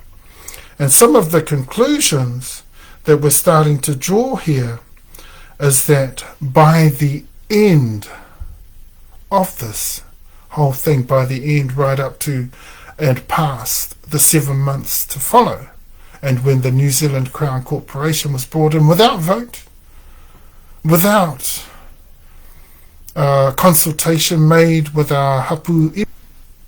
No, they just brought them in. Said, here, take over this fraudulent application of TeTiriti that we plan to have across the country, to apply across the country, and do your job. And let's get this show underway. Now, they didn't care about what we might think about that. They didn't care that our tūpuna may have wanted further talks with the Queen. They didn't care that we might have thought to consult them around some of the issues that arose over that time. No. One of the things that they set about doing straight away is trying to get access to the lands of our people right across the country. Whilst they were doing that, they started to whack out all of the Tutura lines in the country. Okay, through their dealings, through the lands, etc., etc., etc. Because they started to reinterpret the actual ownerships of those lands fraudulently as well. Now, this all adds up to the great heist that's taking place here. This is all additional to the great heist and further evidence to the heist. Further evidence to the fraud. All of a sudden, all these lands owned by seniors, like, for instance, all of those owned by Tahumaakaakanuimatua, all of a sudden they were owned by the most tēnā, the most junior, the kahungunu, and the rangitāne. How do you like that? How do you like that? And that's just some of what took place. Look at all the different characteristics around what happened. Look at what happened in Tauranga. They ended up having to war in Tauranga. Look at what happened in Waikato, Ngāpuhi, amongst the north, whilst, see how things start to develop from there? They start pushing this fraudulent side, this fraudulent outcome. Immediately in September, they went to the internationally based entities. US Treasury knew about it. They all knew about the TeTiriti. And you know what they said to them? They said, the Maori, the Maori. This is part of the TeTiriti as well in the preamble, where noted as the Maori were termed the Maori, even though partly in the translations of TeTiriti we've translated it Māori, the actual word, the general meaning of indigenous, which is accurate. Okay? And so they told the world. Okay? And so they could apply the fraudulent nature of this deal. They could apply the fraudulent outcome of this great heist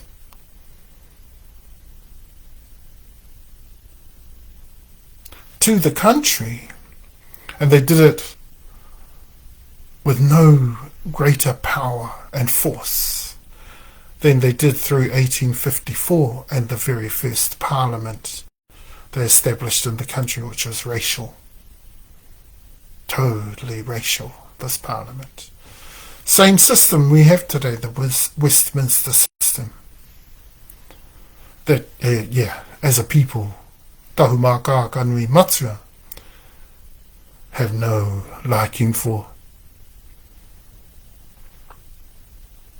Okay, even though there's been some changes, too slow and not enough. Way too slow and way underdone for our people to ever get anywhere successfully in a system like that.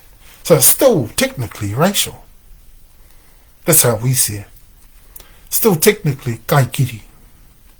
And it's not the greatest democracy, one of the finer democracies of the world. What a crock. What a crock. Excuse my language there. But I think that would be quite accurate. But then it's the operations of the Crown that we're expressly talking about here. Okay? I mean, the government in the country can only run as according to the rules and regulations, the policies and procedures as brought out via the Crown. Or how the Crown protocols would work around any such thing. The governance of the country. Okay, so let's have a little bit of a look now. Now that we've taken a little bit of a step back. Aroha mai. I'll just turn down the volume there. On my device, and let's go to on my device our copy of our translation of TeTiriti of the three main articles of TeTiriti. Okay, now we know the full nature of the whole of the document, the magnitude of this document. It's a world-class, well, it should be a world-classly written document, but it's not. We know of its fraudulent nature. We know of its literal double-sidedness. We know of its manipulative nature. Okay, and we will also know by the end of this translation exactly why we've translated it in the way that we have and why we're the accurate translation, and you, wherever you are in Ngāpuhi, wherever you are in Awa, wherever you are anywhere else in the country, in Porourangi, te mea, and you think you've got the correct translation of this document, kai te he koutou. Kai te he koutou. Okay? And that's why you have to understand all of these contexts and all the layers involved here. And the simple fact that this is a heist and it happens over a number of years. Okay, if we look at the evidence of the Crown Forestry Rental Trust, what's his name? O'Reilly? Is it O'Reilly? Well, so, yeah, one of the main researchers at Crown Forestry Rental Trust, we have a look at his evidence. He talks around the establishment of the 1854 Parliament, the racial one, where the whole of the doom about to come down, all of the pillars of our society are about to be destroyed. And the doom of our super tribal nation starts to take shape. Okay, based around that particular machine. So firstly it was the Land Court. Firstly it was the Parliament and then the Land Court. Okay. Or was it around the other way? Was it 18? No, it wasn't 1850. It was 1860, 62. The Land Court, yeah. So it was about 6 years later, the Land Court. So they had this all planned. This was a huge heist created by the Crown, criminally mindedness in a nutshell put together in order to carry out the greatest heist, one of them in world history. Okay. All right. Now, let's get back to translating. Yet again, we come to that first, in the first article, ko te tuatahi. Seems quite simple, ne? Quite simple. And I made a little bit of a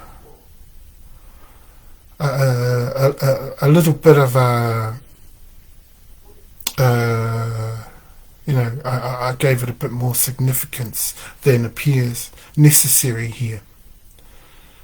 Why? Because this, ko te tuatahi, if we were to apply that in the context of the OuMaanei, realistically, that's not good enough for the context in terms of the magnitude of this document. Okay, and that's why I spoke a wee bit about that. I talked a little bit about that first statement. Quite clearly they didn't know, they weren't good enough with the reo to be able to shorten exactly what they were hoping to convey to our ancestors at that time, in those moments, on that day. And what they wanted to convey is how significant and how special, just like how they wanted to convey how significant and special that kāwanatanga was to the minds of our tūpuna, of our ancestors. Why? Because of the simple use of the dash, te kāwanatanga. Notice the lau, te kāwanatanga. I spoke about that last week. We'll talk about that a wee bit when we come up to that. But for now, ko te tuatahi. Ko te tuatahi, most people would translate that. See the double-sidedness in that? Most people would translate that the first. So everyone would have thought, it's just, simple as, referring to the first article, generally, we're nothing important going on here. That's not true, because that's not the true intentions of those doing the entreating here. The true intentions of those doing the entreating here, is to deliver a world-class entreating via this OuMaanei. Okay, and this was a contract of, world-class proportions, huge magnitude and proportions. So was ko te tuatahi, or just simply the first, good enough? I don't think so.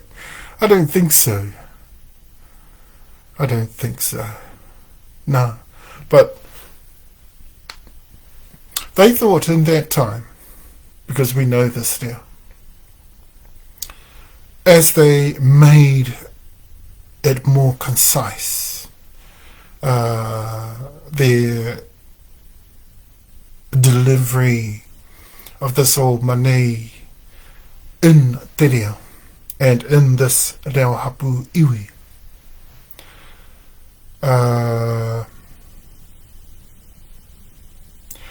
they thought that this was enough to convey that magnitude and that importance. Or they also thought that the words to follow were going to do that.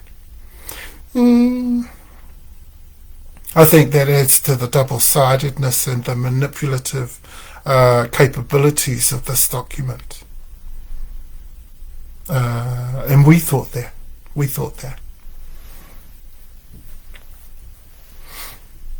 Okay? And so, ko te tuatahi, o ngā kōrero takotoai ki te wahanga tuatahi. O te OuMaanei.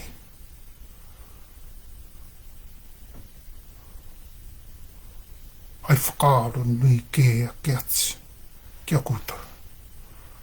Ki mua ki tō koutou aroaroa, ai whakaaro nui ke atu, kia koutou.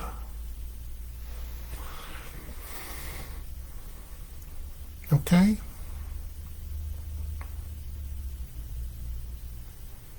And so that's important. That's important to understand in your translation. And that's why if you saw our translation and you went, in the first,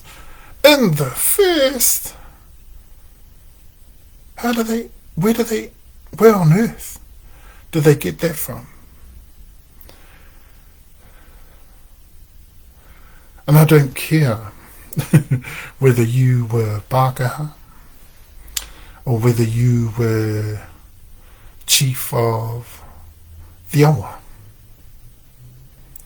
because your first reo was never going to be ReoHapuIwi of either Tahumaakaakanuimatua, te awa, or Moai Hapu.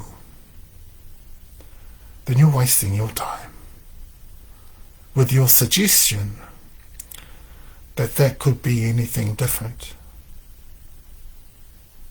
Okay, what would have been better to put in the place of that, ko te tuatahi? What would be far greater, what would be a far closer contextual translation in te reo if we were to put the exact words in a more concise way, in a more concise manner, that would capture exactly what they meant and the special nature of this document and this deal that was just about to take place. How could we put that? I mean, we could take off the ko. We could have put te tuatahi anō, te tuatahi anō. Now we do that a lot in ReoHapuIwi. Okay? But they didn't know that, obviously. They didn't know that. Native speakers with native ability in our reo would be able to do that. Why didn't they do that? Because partly they didn't know, but we think more so that they wanted to continue to use the literary nature and character from right throughout this document that they wanted to.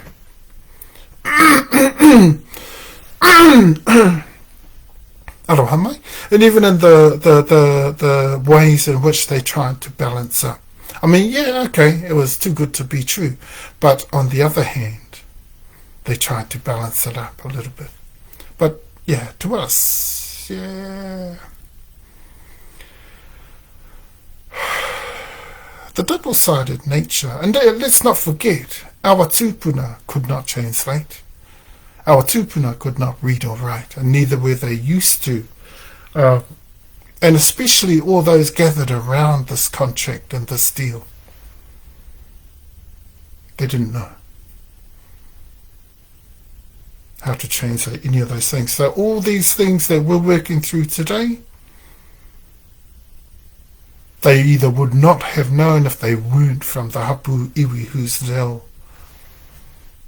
They wouldn't have known in depth, they would have known on the surface, ana, I rā mea katoa. So on the surface they would have got one side of the ability to translate. They would have got one side of the understanding of this document. The other side, kore noi ho. Kore noi ho. Okay? Okay? Te tuatahi anō. I mean, that specifically gives us the importance of what's to follow. The contents of what's to follow is hugely important. A magnitude of importance is in the words to follow. A kōnyana, te tuatahi anō.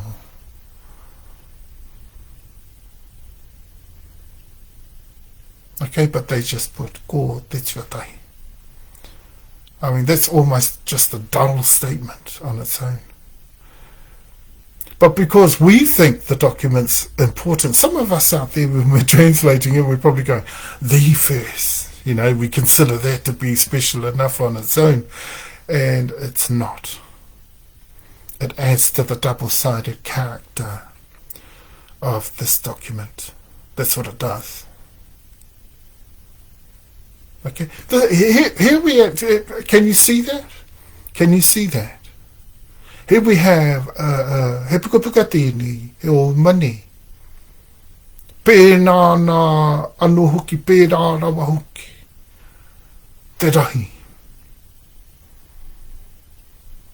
Okay? And then we have this brief little statement to begin with in the first article, ko te tuatai. Okay. Just the first. It's intentionally cut short. And it adds to the double-sided nature of the whole deal. But our tūpuna would not have been able to see that clearly at all. What would they have seen? They would have seen, oh, eta, you know, ahua. Kore mōhio anō rā no te tāngata o te tāngata nei ki te whakaahua hia atu. Whakaahua hia ake atu. Nuitia o te kupu nei. Mā kōrero whai ake atu nei. Okay? And that's how most of them would have taken that. And they would have thought, okay. Okay. Kaitipai. That's not unusual, they would have thought. And we sort of wondered whether that's what they really wanted our tūpuna to think at that point. Ayahanuats, you know. That's not unusual for new learners of our reo. But who had caught on. You know, you can see the closeness and interrelations of the missionaries with our ancestors. I mean, they were able to pick up quite a lot. That's a huge amount. Even though they weren't quite first level of that time, they had picked up quite a huge amount of reo over the time they were in the country. And I think they were here over the whole of the 98 years. Some of them, no. Some of them got here around about 1814, 1815. But there were a few known of that had been here over the whole 98 years leading up to that time. Okay, so we said in the first. That's what they're really trying to say there. That's what they're really saying there. If we were to think more accurately about a more apt translation for that in the context of the magnitude of this document. Because we mentioned the magnitude of its kōrero in the first. In the first gives absolute magnification to the contents about to follow. Okay? And that's why we made such a big deal at the beginning of that last week. Ko ngā rangatira. Ko ngā rangatira. Nā, hahani tēnei nei. The rangatira. Let us help you to understand what a rangatira is. Yeah, a rangatira is a chief. Yeah, a rangatira is a high-born, a person of high birth. Yes, a rangatira is a person of chiefly rank. But a rangatira, when it comes to talking around their chiefliness and their chiefly status, we're talking about the first order, or the sovereigns, and the first order. Okay? When we get to ariki, we're talking about top orders within any level of tribal, united tribal, and or super tribal status and hegemony. We're talking about top.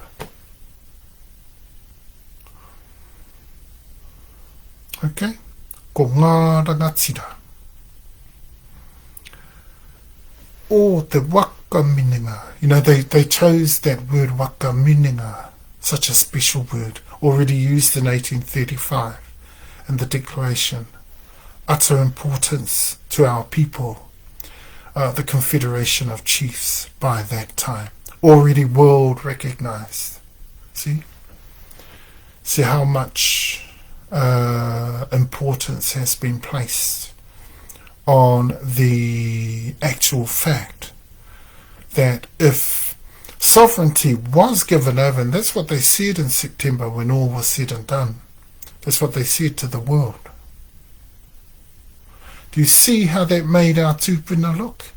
Whenever we stood up against the crown, we looked like the villain. That's what they wanted. This is what they were up to. They didn't want us to look like ManaWenua. Okay? They didn't want us to even look like we had a 50% authority and governance here. In fact, they wanted it to look like we had given them over the whole 100%. And that's not actually the case. And you know that. And I know that now. I know that. And you know that now. So, yeah. You know that now. You understand me? There's a double-sided literary nature to the entirety of this written piece. Very well, yeah, architects, masterminds. But the thing that we dislike about this document is that it's a criminal mastermind that's been at work here. A fraudulent mastermind, one that was set on a path towards pulling off the biggest heist this country certainly has ever seen, apart from one of the biggest of the world. Okay? Me ngā rangatira kātoa hoki ki hai uru ki taua wakaminenga. So we have the inclusion of all those chiefs across the country. No wonder, you know, we know right from there, not only are we talking to the whole of the tribes across the region of the north, you know, from the northern Waikato boundary all the way up to the top of the North Cape, right to the tip there. What we have there is the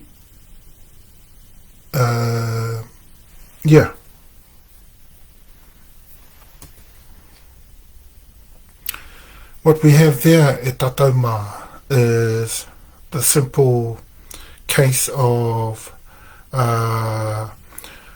this confederation of chiefs not just reaching into the makeup of the complex nature of the makeup of the north, which was the whole 7 of the Hapuiwi of the country, but we were also reaching out beyond there, beyond the north, and into those other divides. The Oure e Komau, the Hawhauaoa, and Moki Oru. Okay, we were looking at all of those. Okay, we're looking at all of those all of a sudden. Okay, so and when they mention those to the south, or those others of the chiefs that did not join with that confederation, or those that did not sign he whakaputanga, they were being inclusive of all those outside of the divide, northern divide, and all those obviously in the east, west and south. Okay? Alright, ki haiuru, they didn't join. They didn't come into the confederation. Okay? But you're still inclusive in this contract. This contract is for you.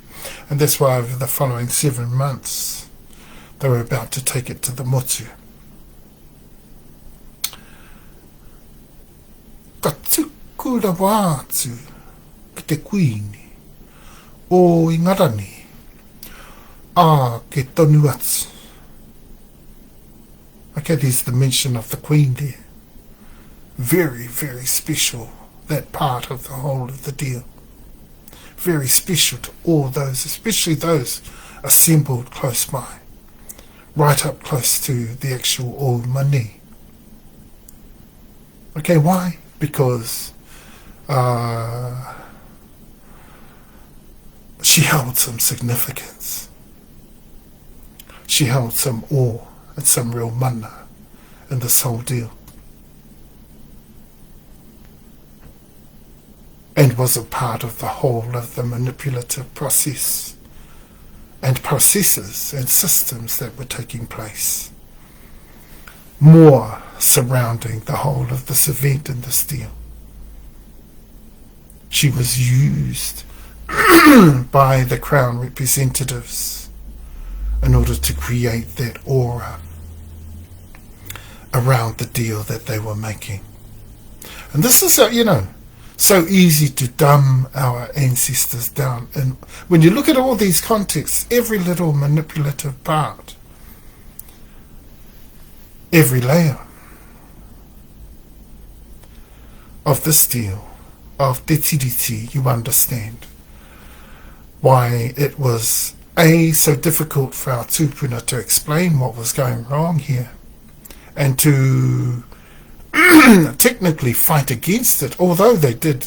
They moaned, they complained, but they couldn't come out with the express detail technically that they needed to bring out, that we're about to go through. But that they couldn't, that evening, they couldn't do that. But they were angry, they were upset, but they knew the original intention, so they stuck to that. In the years to follow, 1840, 41, 42, 43, right up to 53. I know for a fact in Wairarapataravia, the whole of that 13 years, our tūpuna tūākana stood up against any accessibility to lands. Okay? It was a huge standoff. And the tūākana would not allow 1 inch of land to go into such a non-customary transaction or deal or contract by which our lands could be utilized as a commodity for the first time in history. No chance. No chance of us allowing that. Soldiers there with their weaponry.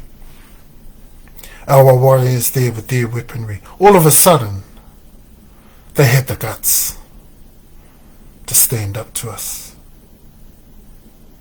Okay, we had had the big musket war.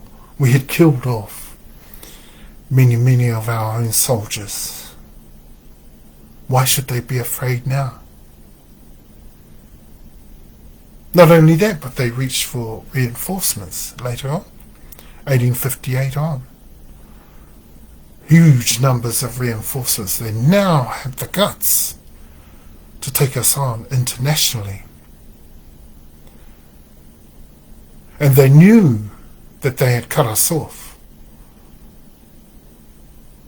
from our military bases across the world with the OuMaanei. Why? Because internationally it was recognized at that time, in 1858, as a deal through which sovereignty was given over to the Crown. But then all of a sudden we were revolting against that. So, we were rebelling against that. And it was a positive rebellion. When it's a positive rebellion, there's no arrogance involved. So we were right to stand up against the Crown and its operations in this country in 1858. We were right to go to war. We still beat them in some cases, so, still a lot of the power of our warriors was there. Okay, see a lot of the context starting to come to light here of exactly what was going on over those times. Tūākana through the hui that happened, for example, in Wairarapa, where all the tūākana got whacked out. Within those hui, purchases were eventually made 51, 52, 53. 1851, 52, 53. Rangi Whakaoaoa was the first part of our lands of Wairarapa to be taken. Within deals like that. Who gave that? Obviously, the most junior wanted to transact that. Why? Because they were easier to use within transactions like that. They were easier, they were always going to give in. So what does the Crown do today? They use them as the most important part of our ReoHapuIwi. Disgusting, eh? Disgusting trespass of our customary law. Disgusting use of the whole heist that had taken place since 1840, the express power that the Crown today gets from that to overrule the most senior and the taiopuru ariki of Tahumaakaakanuimatua within its own lands. At least that's what's been happening over the last 15 years, until now.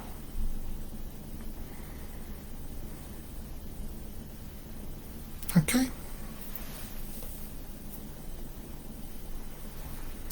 Me ngā and rangatira kāpua hoki ki haiuru ki taua wakaminenga, and the sovereigns all also who did not adjoin with that confederation, with that assembly, that special assembly. Ka tikura wātu ki te kuini o ingarani, ke tonu atu.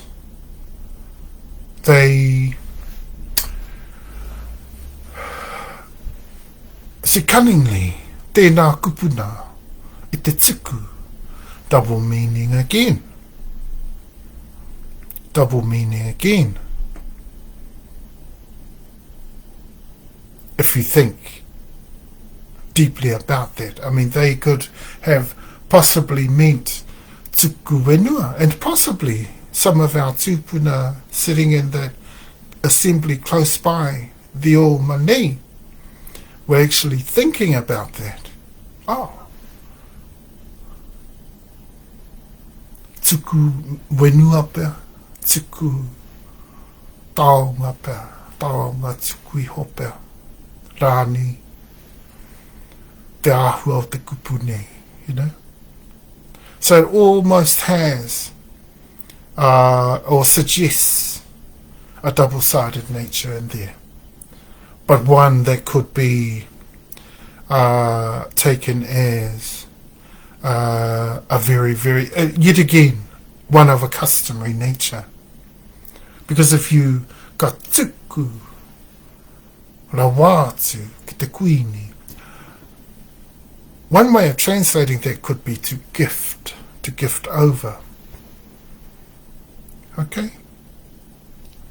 And the nature of gifting within our culture, our super tribal culture, is such that when you gifted anything, first fruits from that always came back to the gifter. And by the end of the gifting, once the timing ran out on that, it was given back to the gifter.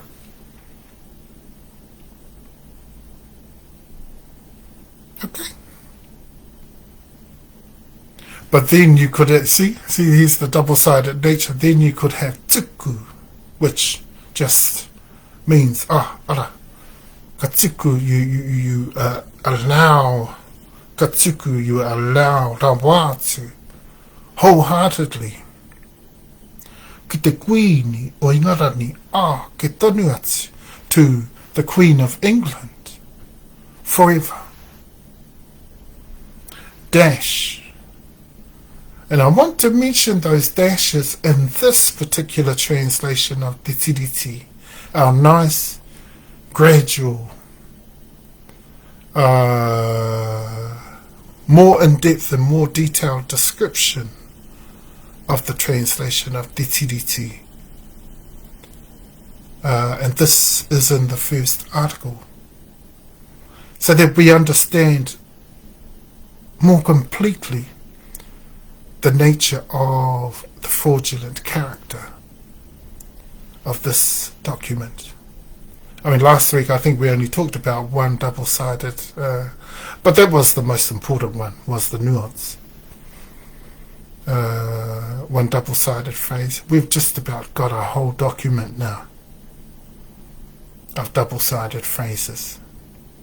That our tūpuna were about to take one way, and that anyone else just about was about to take the other way. Do you understand the nature of this reo that's been used now and how it's been used? The literary nature of how it's been used, how this has been written. Absolutely masterminded, all put together by criminal masterminds that knew exactly what they were doing. And it took a lot longer than 1 to 3 days. Okay? And so after our tupuna getting that, thinking, tuku wenua perani, tuku tau ngā tuku iho perani ne, te ahua o te kōrero ne, o te kupu ne.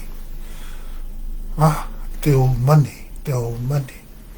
Those of Tahumaakaakanuimatua that were there would have perhaps said something like that to each other at that moment. Yeah?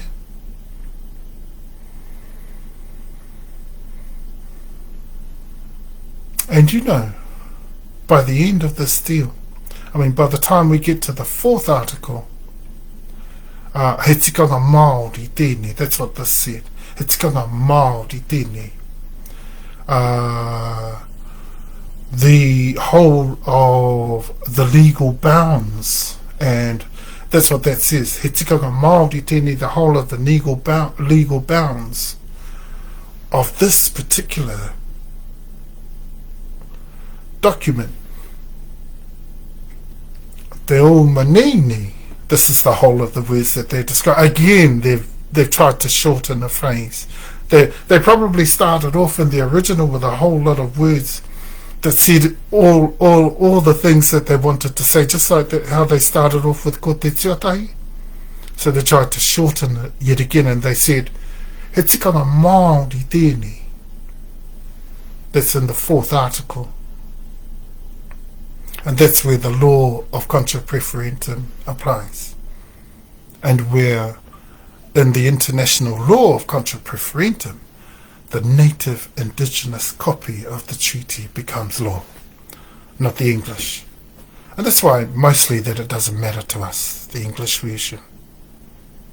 It's not the legal one anyway. Not in the whole of this deal. Okay, so now we've almost got a whole document, this double-sided, manipulative, and can be taken two ways. This is why all these particular interpreters and translators that have come before us, they've translated it one way. A, they were influenced by others, and B, they also could not translate as deep as we could and find the other way. Okay, remember at Tatama, all the things I'm sharing with you are from within our ReoHapuIwi. So be respectful, be mindful that these are from within the knowledge of our Hapuiwi, within Tahumaakaakanuimatua, within ReoHapuIwi, within MaakeiiKouMei, that are absolutely confidential to us, that are only utilized from amongst us. In the reality, technically should be that way. But we're not breaking custom by utilizing these things this way. I mean, things have to come to light. In fact, we're actually assisting and supporting custom in the day and age. Why? Because we want the truth and the facts to be revealed. Okay, if we don't do that, if we don't share the inner workings, the inner insights of our Hapuiwi, then you're never going to know the truth.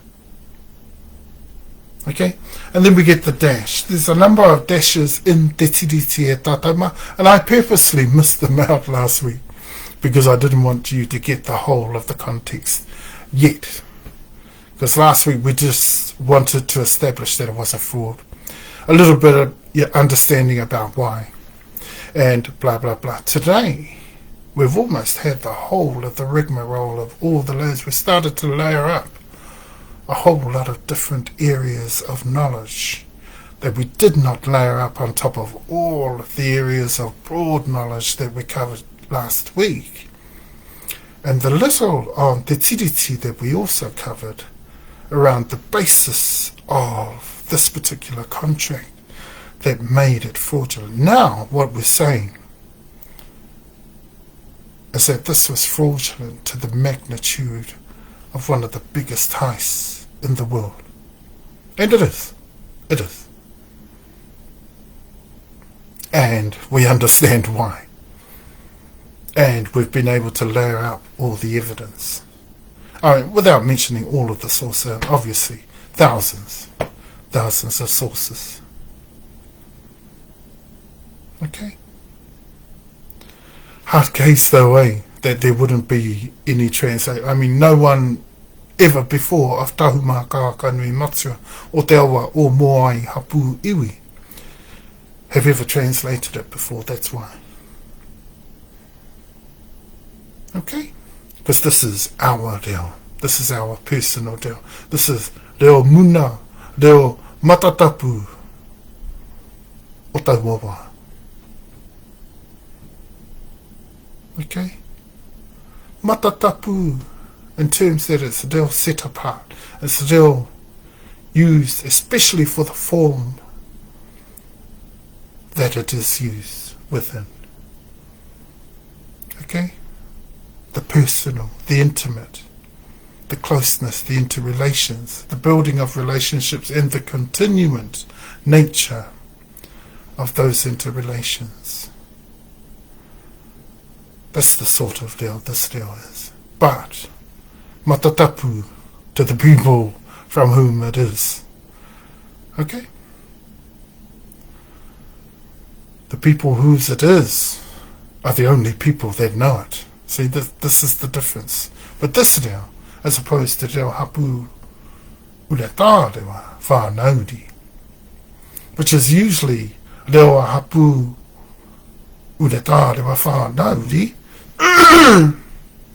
ReoHapu, I said. So it's dialectual, and that's it. That's it.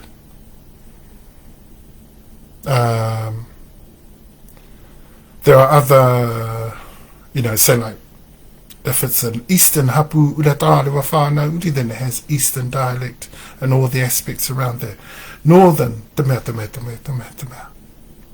Southern, Western, Okay?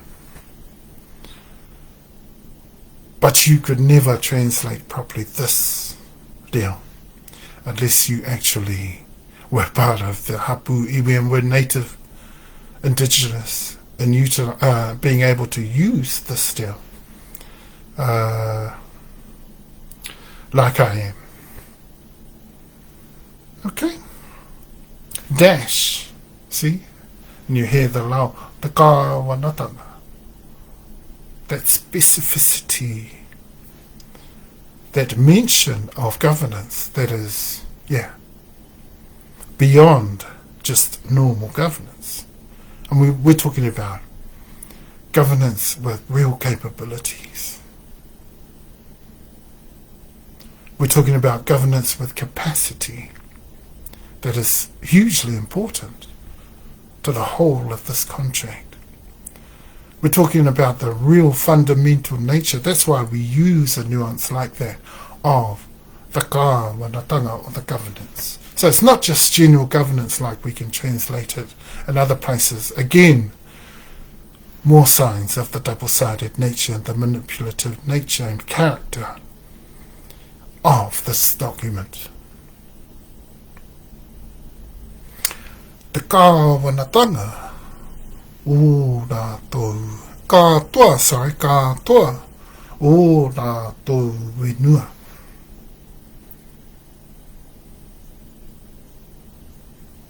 Okay. Now, if we don't translate into the nuance, which isn't, linguistically, linguistically, if you translate that, without including the nuance and the way that it is written, obviously the nuance takes precedence in the whole of this kupu. And that's why we translated it in the way that we did, which would be correct. Because that's the most literal translation that you can get for that kupu. Okay? If you miss it out, you get the other. You get the double-sided meaning, which is just general governance over the entirety, governance of an entirety over all of their lands. That's the other side, which could not have been the case. This is what would have been the understanding of our tūpuna. Would have been the other side. They would have gone, the kawanatanga. See the nature of this document? Are you starting to understand what I'm talking about now? Now that we've slowed right down and we're looking real scrupulously close at the wording and the lay of the wording and the whole of the meaning of these words, and the way that the ReoHapuIwi has been utilized in order to put together and to pull off this great heist. Can you see that? Okay, so for those of you who thought last week that it's just governance over all their lands, and that's it. One government, one law, that's it. Kaitehe koutou. Kaitehe koutou. Tika kia huki mata. Tika kia huki anu mata.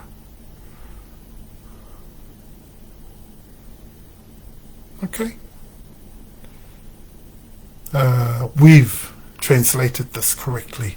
We have ignored any other meaning that phrase could have. Why? Because the nuance definitely counts for everything.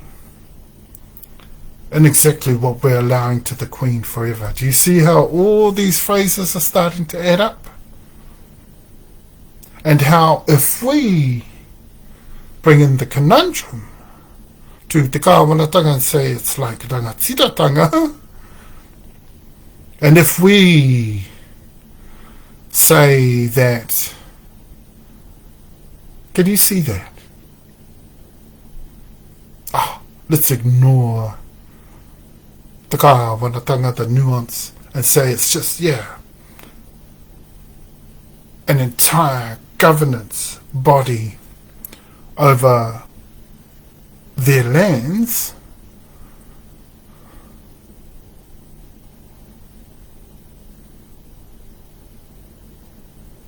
you know what? What actually do we have here? We have one of the most manipulative, fraudulent, double-sided, natured and charactered documents of all time. This document is fraudulent.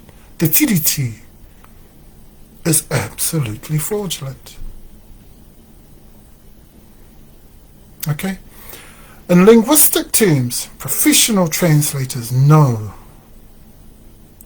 Linguists know and understand that the literal meaning of nuances needs to be, for that to be a professional translation. Their translation, the Crown's translation of that time, to change the conundrum and say, ko te rangatiratanga kē hoki, tērā I hō atu ai, ki te kuini,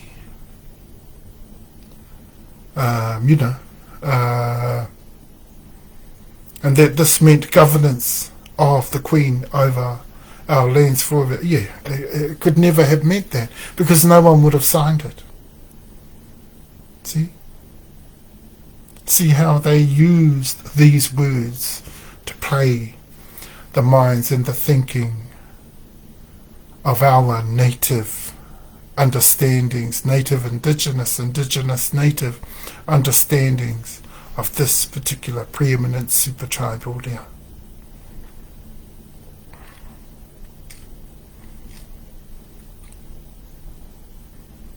I mean, I mentioned MaMoe, I mentioned Tahumaakaakanuimatua that were there, I mentioned Ngāpuhi, they're pretty closely related, I mentioned Te Whatuiapiti that were there. All parts of Tahumaakaakanuimatua ReoHapuIwi. I mentioned Moriori that were there, that's our Teina cousins.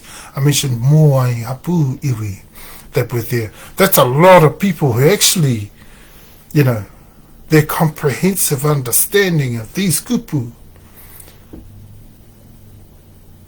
to the most significant way, the way in which they wanted to persuade our tupuna with, in order to provoke the signing of this document, of the TeTiriti,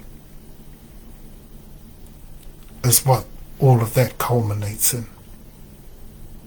The double-sided meanings, in other words.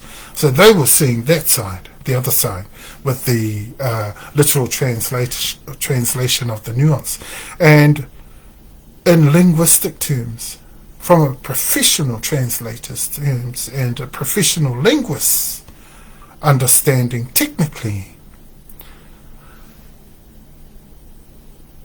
that particular phrase, because of the nuance within that phrase, needs to be translated in the literal, regardless of the conundrum in the evening.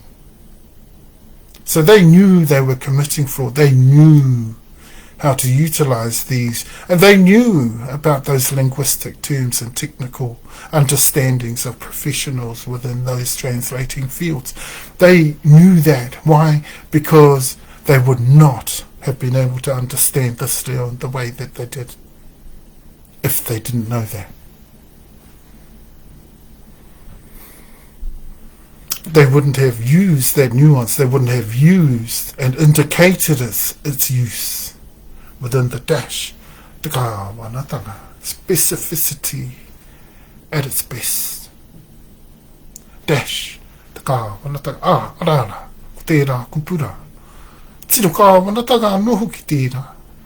could have been something that someone had said that day to the other.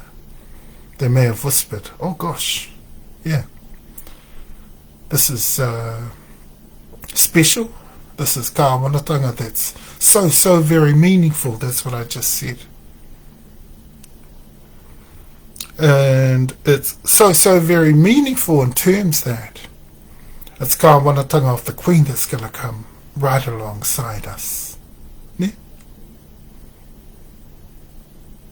Te kāwanatanga kātua o rātou wenua. That was the understanding of our tūpuna.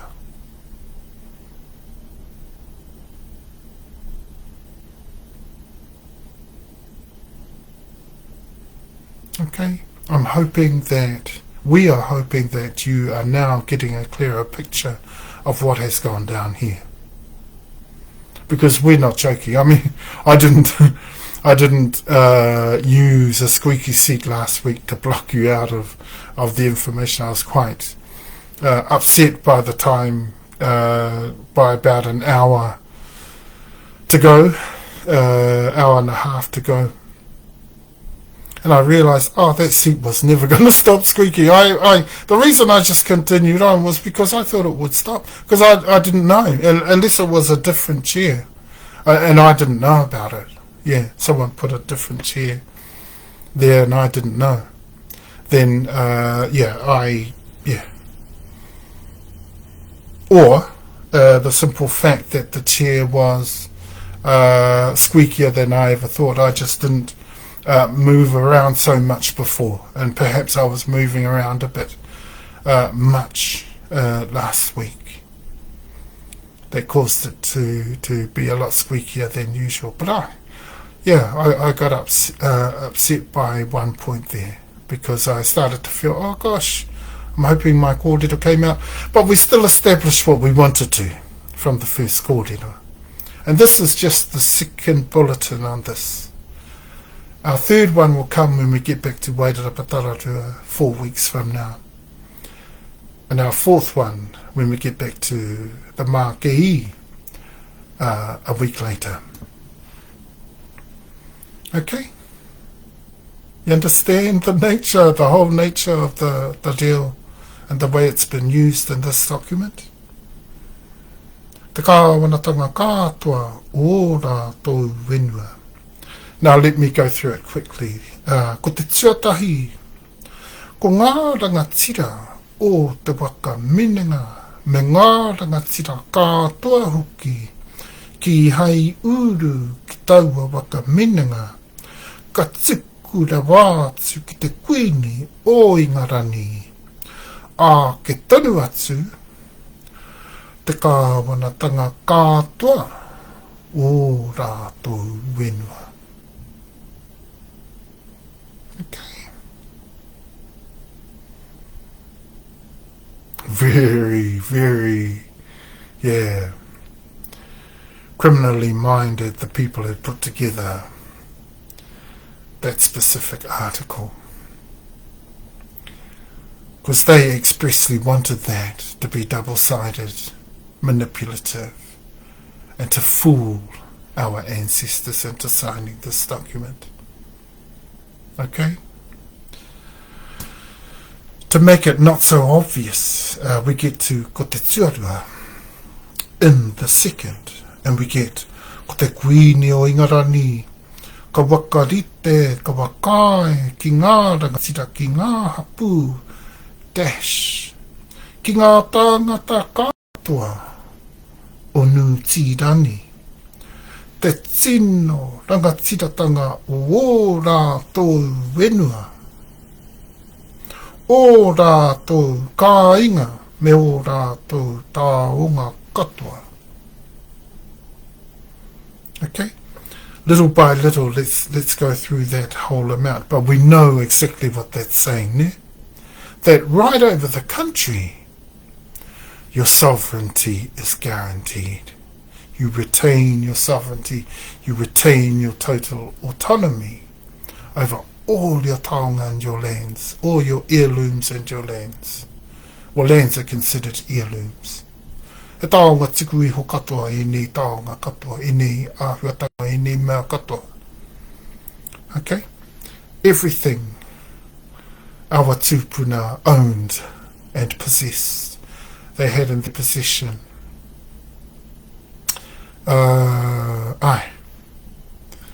he taonga. And they were able to retain the total sovereignty. So, in the first instance, you get the double-sided nature, the manipulative nature, but in order to hide that a little, they wanted to start off the second article by, reinforcing and stating that the retention of sovereignty was absolute right across the country, not just into the wakaminenga and the rangatira, or the sovereigns, the sovereign chieftains, to the Hapu, which is united tribes and or super tribes of super tribes. See? That's what that is. Dash. Ki ngā tāngata katoa o Nutirani. Now there's no nuance involved here, but we want to be expressly, to show the significance, or to talk about the significance of how right over the country that sovereignty is recognized. Okay, and in support of that is he wakaputanga. Okay, doesn't that make this deal look like it's such a straight deal, and there's no manipulative nature of this deal?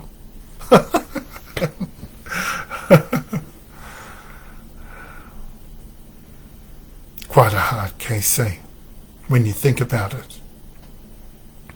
There's a little bit to laugh at when you think about the shrewd nature of what's actually gone into this document, the way it is written, the double-sided nature, and the manipulative nature, and the fraudulent character, and the way it was utilized in order to pull off the greatest heist this country has ever seen.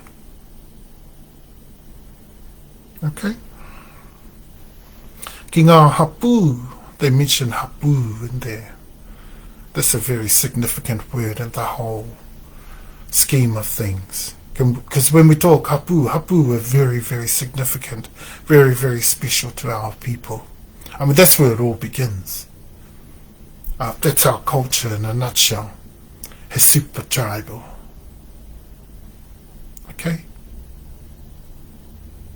So in some areas of TeTiriti, they wanted it sort of hinted at that they were sort of getting the notion that customary ways, no matter how they might have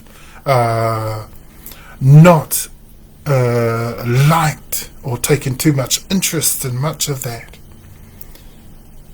traditionally in the country, that somehow there was existent a notion that they did, we understood, this is what the Crown was saying that day, is we understand the importance of customary things to you. Okay? So they mentioned things like Hapu and Wenua and Kāinga and Tahumaakaakanuimatua. Okay, very, very specific, very, very, and when we talk about right across the land, ki ngā tāngata katoa, all of the peoples of New Zealand, the tino rangatiratanga, which is not a common way of saying sovereignty, not a common way of that time, but acceptable.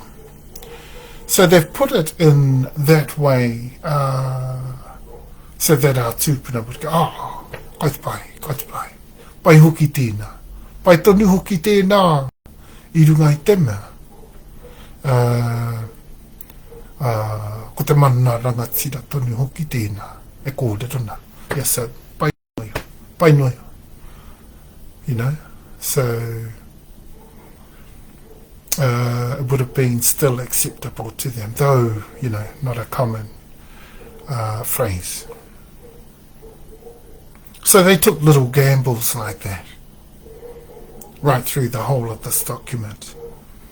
Aye. So let's translate that part. In the second, the Queen of England confirms and guarantees. The Queen of England confirms and guarantees. Ka wakarite, ka wakai. Ki ngā rangatira, ki ngā hapu. Okay? And notice the particular lay of the words. Ko te Queen o Ingarangi. Ka wakarite, ka wakai. Confirms and guarantees. Ki ngā rangatira, ki ngā hapu. I mean, the lay of those words just there is particularly from within our reo. ReoHapuIwi, Tahumaakaakanuimatua, te awa, mō ai hapu. So we know the importance of our interconnections with the super-tribal nature and character and origins of our people. And our ancestors at that time would have revelled in that. They would have loved that phrase. Ka wakarite, ka wakai. Ki ngā rangatira, ki ngā hapu. Dash. You know, and it doesn't stop there. So that's really what that's saying. Hey, dash. And yeah, it doesn't just stop there. Ki ngā tāngata katoa o Nutirani. Okay? Te tino rangatiratanga o rātou wenua. Okay? Confirms and guarantees to the sovereign chiefs and to the united tribes and or super tribes. Dash to all of the peoples of New Zealand absolute autonomy or total sovereignty over their lands. Where's that part? O rātou wenua, o rātou kāinga. Over their lands, residences, that's kāinga, and estates, residences and estates, kāinga. Okay? Me o rātou tāonga kātoa. Okay? And synonymous with all considered treasured heirlooms by them. Okay? Me o rātou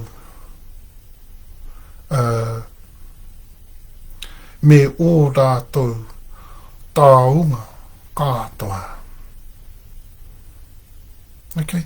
And we translated that last bit like that, synonymous with all considered treasured heirlooms, because the whole lot are heirlooms, from the lands to the residences to the estates, and anything taonga is treasured heirlooms. So this was pertaining to everything they owned, all their possessions. Okay, it wasn't just what specifically was being mentioned there.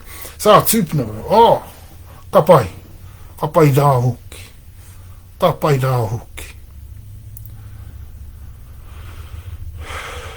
You know?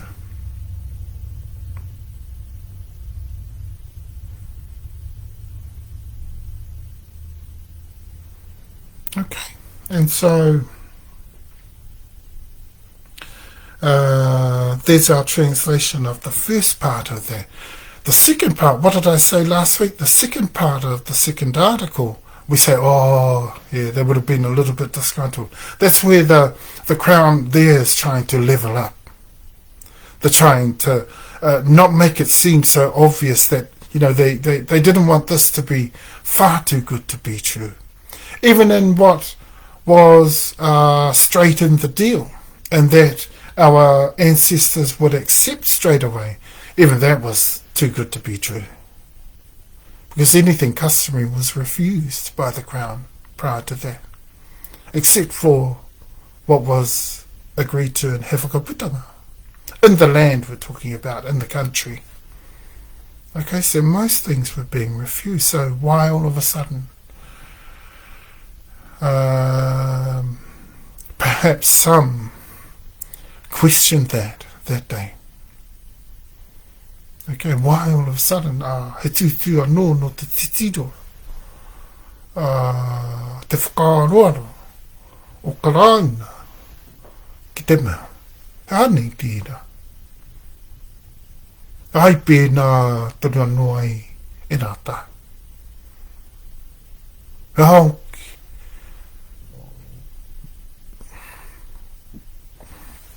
I roto i tā rātau e takoto nei.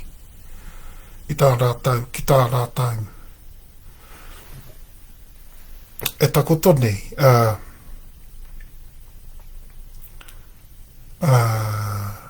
He painga kai roto i te whakaaro ki tō te tūturu. Hānei ririke ai ki tō tērā. Tērā tau, tērā marama. Rānei. All of a sudden, lots of customary things were given a bit of, they were accepted as important to the ancestors all of a sudden. They suddenly had a place of importance. Okay? Now, if we look at the second part, why the chiefs, you understand that. In our super tribal culture, the spiritual, cultural nature of our culture, land was a living entity. Land was never a commodity. Land was where we came from. Te whenua, takutoa I nāua, o mātou, e tū puna hoki ki a mata. Okay? This land was like an ancestor, if we think about in terms of personification of the land. Quite clearly to us, our understanding, our super tribal understanding of land is that it was a living entity and an ancestor of ours, from which we come from which we have derived. Sorry, it's a better way of putting that. No mai anō I roto I tēnā tūāhua, e nā whakaaro tūturu, e nā āhuatanga o ngā tūpuna, tēnā kupuna a te hapu. Te hapu, a swelling of life. A swelling of life, engari, te tahi, puta mai nei I roto te u te tārewa, I roto anō hoki te wenua. See? And that's where you get the hapu u te tārewa whānauri, and its focus on a particular base of land. But it needs the uretārewa to be able to culminate in its power, through which the right governance and tikanga tika and kawa can culminate around the whole of the governance aspects and the administration of that land. Suddenly you had a powerful dynasty of paramounts. Okay, and an origination of a particular hapu uretārewa whānauri that all of a sudden gave us a first stage hapu, absolute powerhouse lineages of ancestry uretārewa. Okay, they celebrated uretārewa. Great celebrations and feasts around the wives and husbands revolved around the uretārewa and the whānautanga mai o te hapu. all of the first descendants were all celebrated amongst those of the Hapu. And that marked the occasion that the new Hapu had been born. Like, for instance, even right through the Uri Whanauri, they also had their celebrations, their chiefships, their different group celebrations, but they couldn't celebrate the Uretarima. Why? Because they never had one. And they couldn't celebrate on a Hapu level. Why? Because they never had one. Okay? So just different levels, different statuses. Okay. Let's carry on with our translation. Ko ngā rangatira o te waka minenga, me ngā rangatira kātoa atu, ka tuku ki te kuini. There goes that word again, tuku, with its double-sided suggestions there. It's not quite clear to us exactly what they intended with that, but perhaps it added some sort of suggestion still too, that maybe there was some sort of gifting even revolved around lands that might happen to the Queen as a result of purchases being looked at, that might take place as a result of purchase agents sent forth by the Queen in order to purchase lands. Ko ngā rangatira o te waka minenga, me ngā rangatira kātoa atu ka tuku ki te kuini, te hokonga wera wāhi wenua, e pai ai te tāngata nō na te wenua. Dash. Okay, there's a next dash. Okay, and we'll just translate that part of it, that part of the second part, which says, but on the other hand, the sovereign chiefs of the Confederation, along with the further sovereign chiefs, grant to the Queen the right of preemption. Most of the seniors amongst those junior groups that were there that day, they probably chatted a little bit. I tērā ana. O te āhua ki ngā kōrero takotoaina, ki roto tonu ki tēnā o ngā kupu. Okay? The wording of that is quite profound, and they can see the commodity making, the commodity creation of their lands taking place before their very eyes. That was what they were hearing. They probably, kaore, Kareu me whakae. Pera, te kupua e tai, perhaps some said at that point. Oh no, we could not agree to anything like that. Okay? Ka tuku ki te kuini te hokonga o e rā wāhi wenua, pai ai te tāngata nō na te wenua.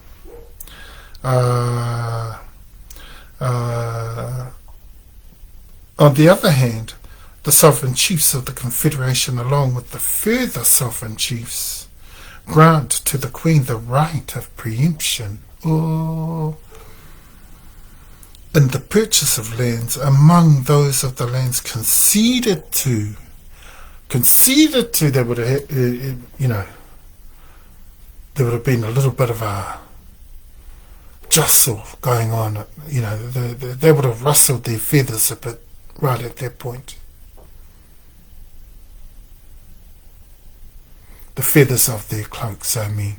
It would have rustled the feathers a little bit, that statement, at that point. And they expressly, the masterminds of TeTiriti, they expressly wanted that to happen, purposely. Purposely they wanted that, because they wanted to balance up the just in case they thought, oh, this is way, way too good to be true, and kurekau, kore au e whakae, kia tā moko hia e au, tēnei o te OuMaanei, kahore, just in case, it sounded way, way, way, way, way too good to be true. They put a few little feather rustlers in there. They were a little bit daring, okay, as I said last week. But on the other hand, the Sovereign Chiefs of the Confederation, along with the further Sovereign Chiefs, grant to the Queen the right of preemption in the purchase of lands among those of the lands conceded to by the proprietors of those lands. I mean, even Tina knew the costs of that were huge, and that their top seniors would never, ever have agreed to that. Never.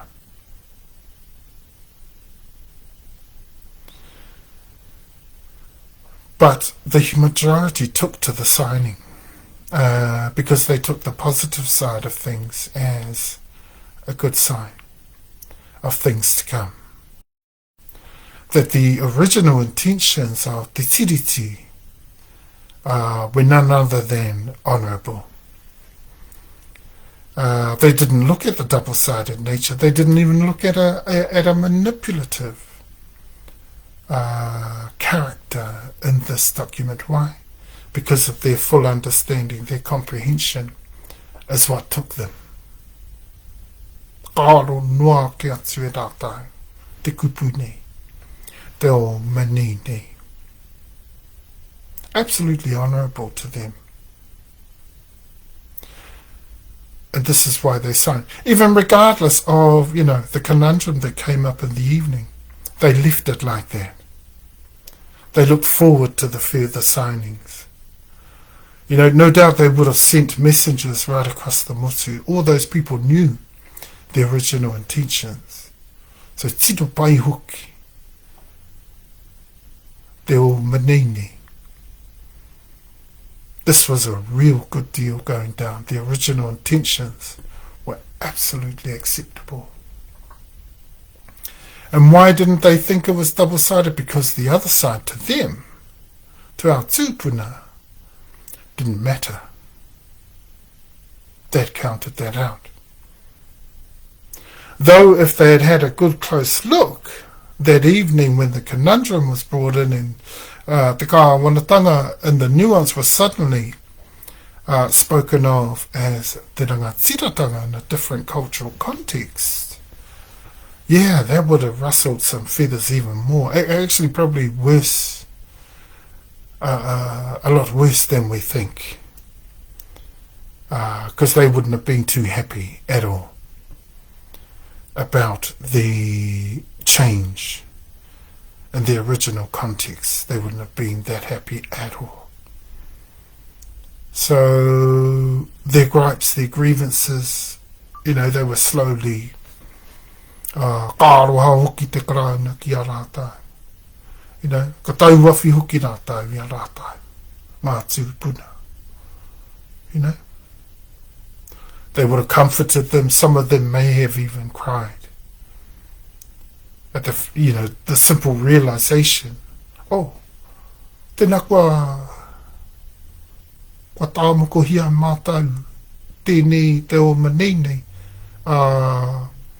ki te kāwanatanga, tautonu ki te taha hoki ki a mātou, me o mātou te kāwanatanga.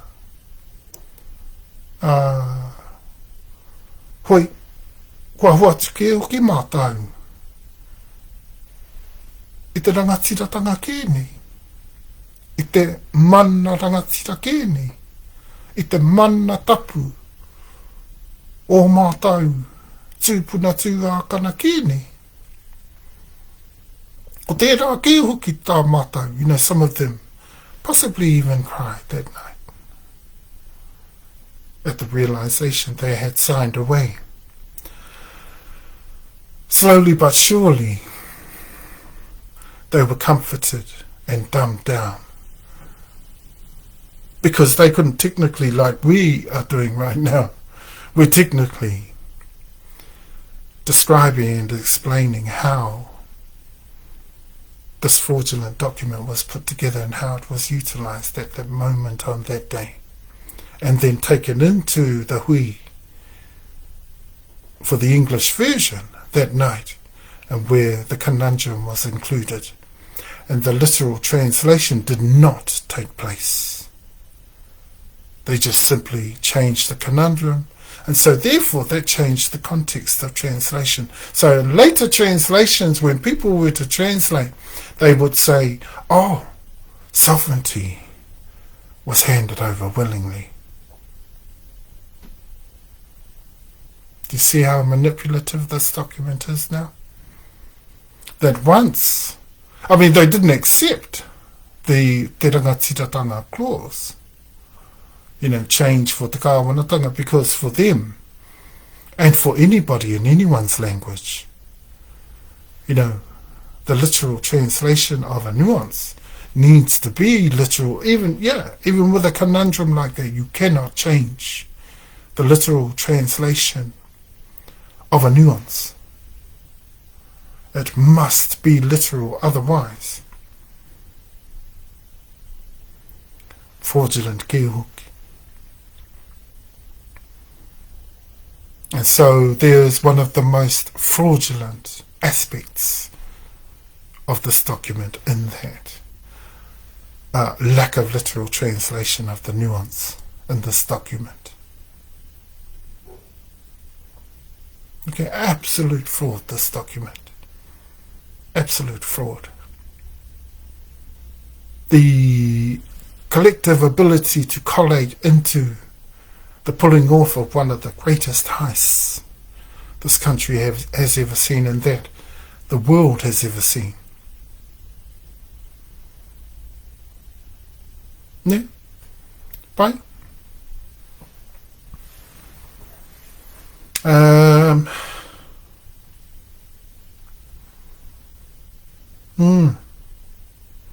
And so we get up to the next dash, conceded to by the proprietors or the owners of those lands. Conceded to.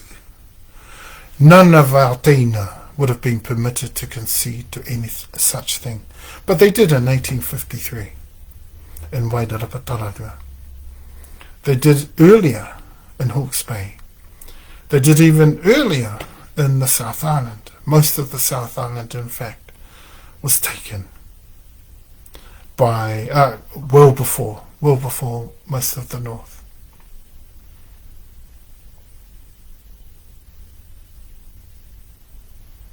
Why? Because juniorships were a lot easier to take. Why? Because in our culture, their heirlooms were a lot less. That was all.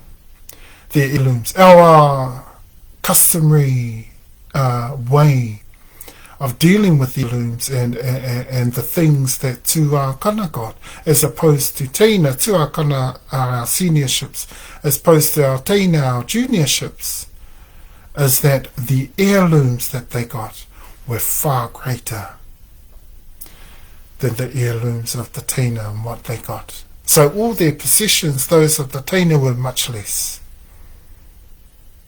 Okay? And the difference could be in something like, so like if there was one Tuakana and one Teina in a family, then the Tuakana might have 70%, 30%. That's how big the difference is. Okay? 70%, 30%. Okay, but that's of heirlooms. Remember, that's, let's say, if you are part of a chiefly line, that's after the prior chief has passed away. So that's your inheritance, in other words. We're talking about heirlooms, remember? Okay, and that's the only time that tikanga applies. that tikanga does not necessarily and should not apply within most things of daily life from throughout the lives of people with their chiefs and their tūākana. Not necessarily. I think in some tribes it does, but I know in Tahumaakaakanuimatua, not necessarily. Okay? So in other words, even though your heirlooms, you might give up 70% to your seniors and 30% to your juniors, in actual fact, during their lifetime and during your lifetime with them, you might give them the same. See? And that would be fine. That would be acceptable. That is tikanga. Okay? And that is tikanga tūturu of Tahumaakaakanuimatua. I think in tribes like Awa or Tūhoe, they don't. They remain with the same as how you treat heirlooms, which are inheritances actually, which are like the taonga from a will of a certain chief or of a certain person. Okay. Interesting, eh? Interesting, eh, what we have here. Ki te ritenga o te utu e wakaritea ai e rātou ko te kaihoko e meatia nei te kuini he kaihoko mōna. All of this last part. You know, again we have in particular the specificity and super tribal nature of Tahumaakaakanuimatua in particular, and also Dewa and Moai Hapu within a statement at the end there.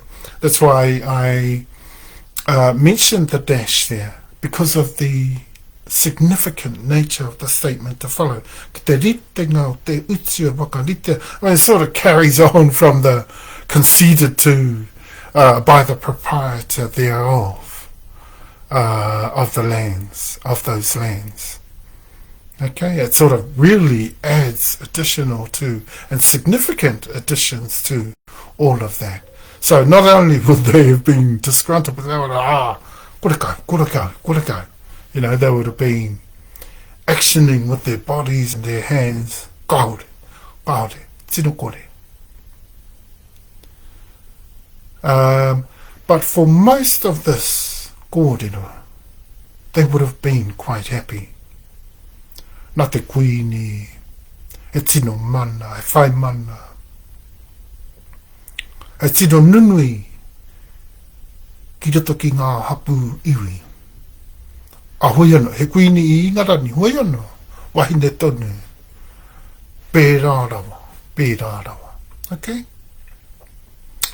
Pērā rawa. Great mana. So, those words that were positive to them and that meant a great deal, obviously, they outshone all of the other parts of the deal. Ki te ritenga o te utu, totally adding to, like rubbing salt into the wound almost. And the Crown, would have known how to do that quite clearly here.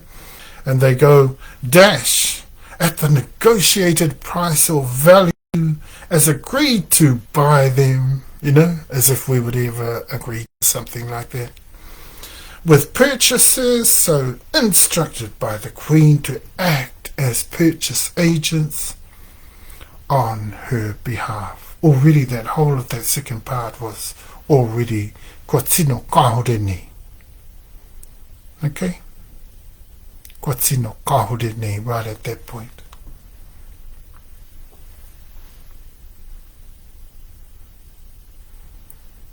And then ko te tuatoru.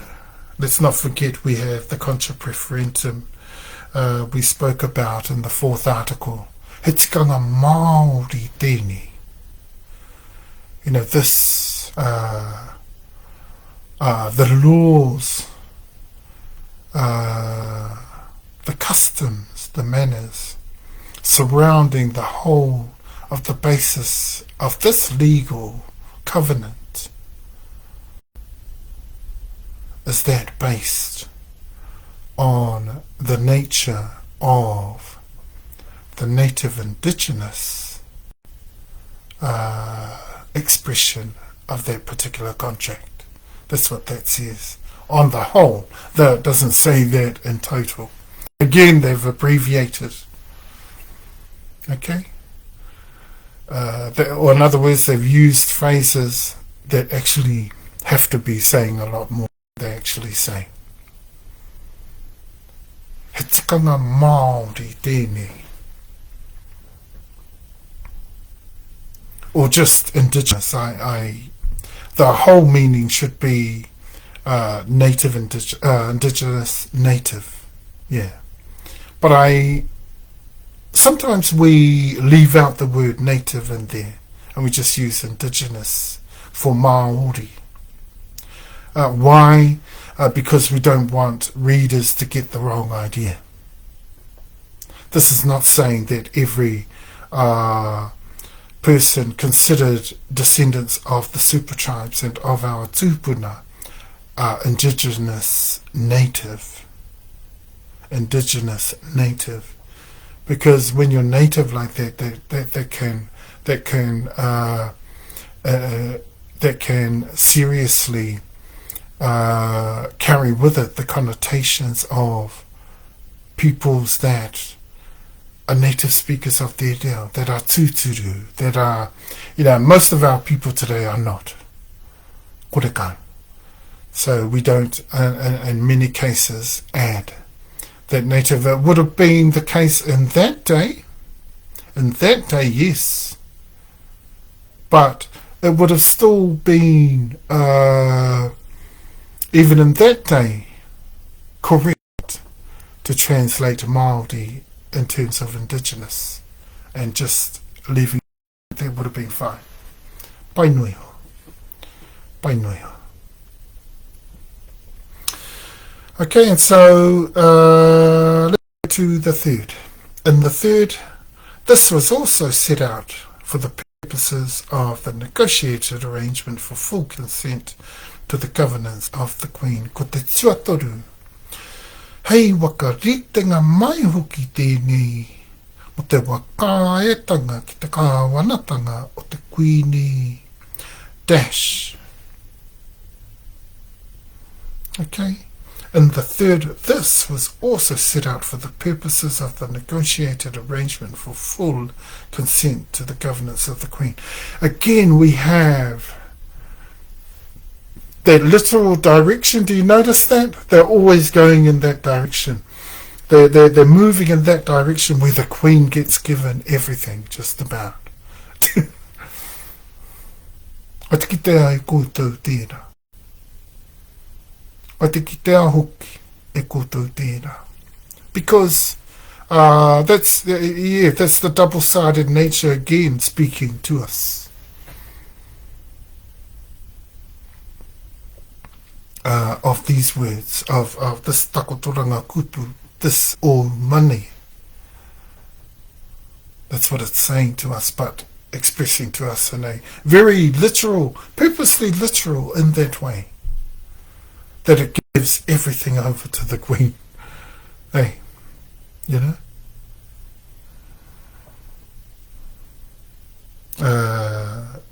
full consent to the governance of the Queen.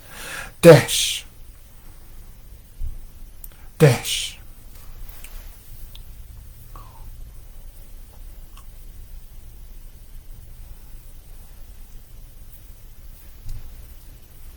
Notice how they don't have a dash before te kāwanatanga in that particular clause.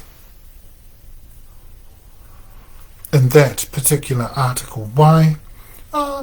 Mainly because it doesn't really matter. But then, if it is te kāwanatanga o te Queen, then it doesn't really matter, does it? Because there's nothing significant to say that. Because if it is the actual nuance in that particular part of the whole of the whakapua ki ngā kōrero, the kupuni,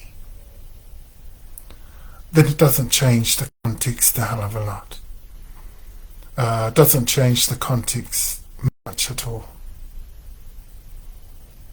Okay? Aroha mai. Yeah. Ki te kāwanatanga o te kuini. It just is saying the governance. If it is, then it would just change the context of the translation. That's about it. The governance of the Queen. You might as well just say that normally, as in general terms, and without the nuance. Why? Because it doesn't change any context. There's no double-sided meaning. There's no significance. Just that it's the governance of the Queen. We're just showing ownership of that. Okay? We're not handing over anything significant, or nothing significant is being applied to the whole of the situation.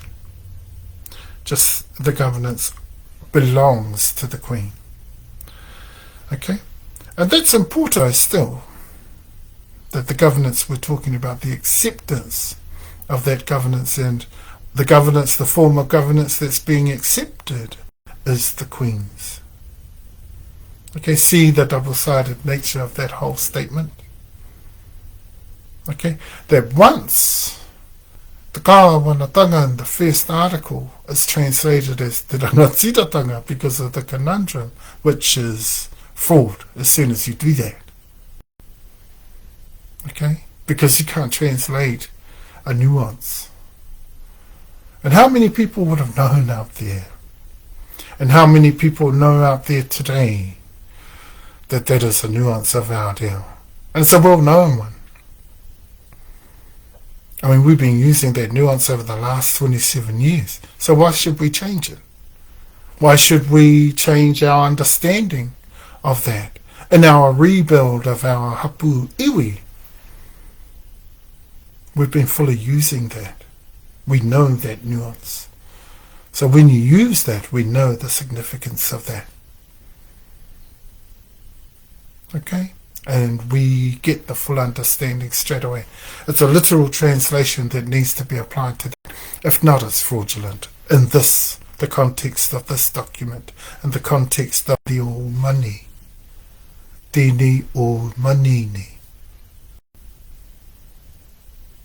Okay, see all the layers we've got there. We're just about gone beyond the rooftop. Okay, a lot of evidence there, eh? So we changed from one phrase to a whole document, almost, or the four of the whole of the major, the primary articles of TeTiriti are all a part of this fraudulence. Once you understand the fraudulent character and how it collates into the pulling off of the greatest heist in the country's history. Okay?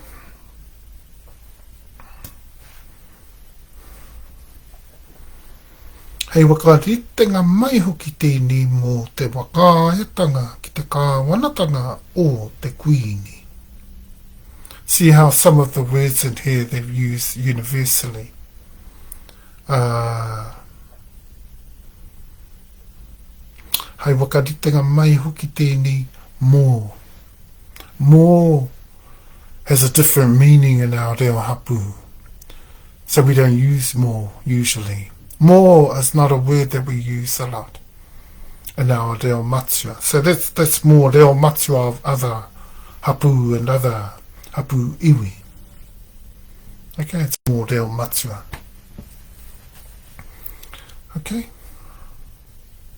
And let's not forget, Hapu ureta te wawha nauri, they still have other reo. Don't forget they belong to a ReoHapuIwi, and that ReoHapuIwi has reo matua, ReoHapuIwi, and ReoHapuIwi.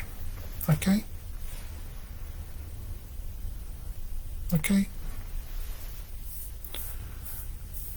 And the other main and more unnoticeable reo, Tutura, is the reo kihi. What is the reo kihi? The reo of war times. Your wartime communication. Ko ia hoki tērā. You know, no one knows your main medium of communication at times of war. Tō waha kōrero.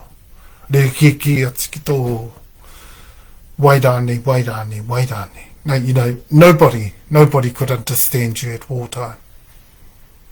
So we'd never know exactly what you were up to as soon as you use your reo kihi. Another unnoticeable reo amongst ReoHapuIwi. Okay?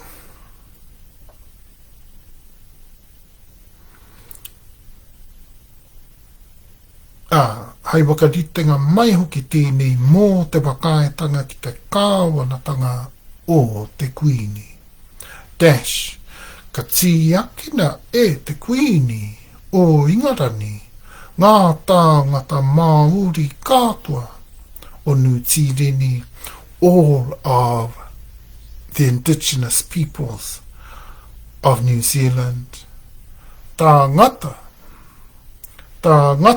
all of the indigenous peoples of New Zealand. Ka tīakina e te kuini.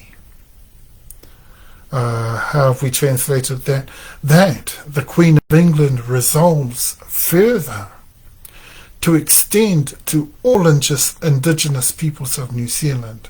See, there we go again, one of those. Though there is still the manipulative literary character of the whole of the first statement, they add to it after the dash, that the Queen of England resolves further to extend to all indigenous peoples of New Zealand her protections, granting to them also all of the rights and privileges synonymous with her very own subjects, granted to the peoples of England. Now that last part of the statement, ka tīakina e te kuini o Ingarani, ngā tāngata Māori katoa o TeTiriti, ka tukua ki a rātou, ngā tikanga katoa li te tahi ki ana mea ki ngā tāngata o Ingarani. That last part,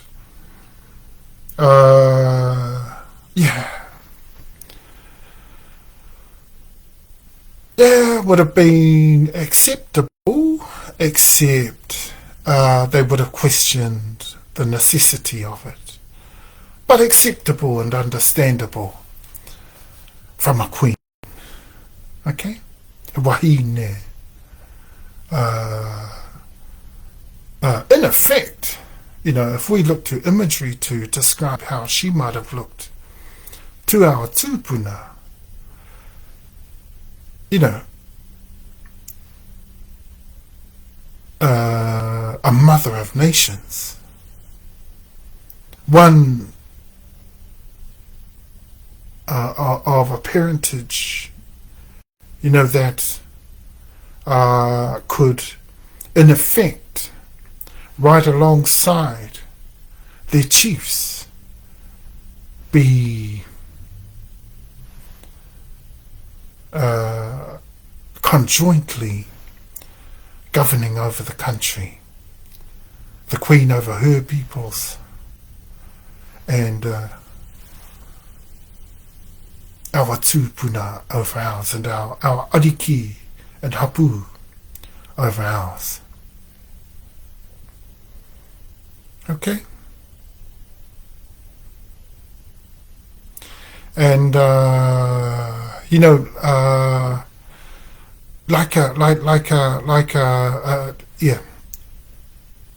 in terms of imagery, and I say a mother of nations, in terms that, you know, she would have taken on sort of the image of a mother sharing in the parentage and the governance, and the, you know, that would have meant a huge amount to our tūpuna.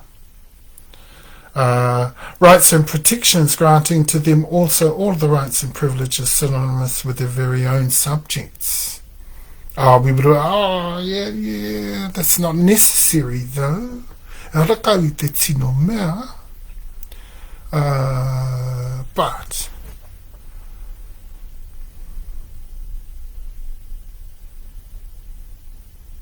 hara ia nei hoki I te tino mea, but kaitipai, I guess, yeah, that last one would have been kaitipai. Kaitipai tonu, yeah, kaitipai tonu.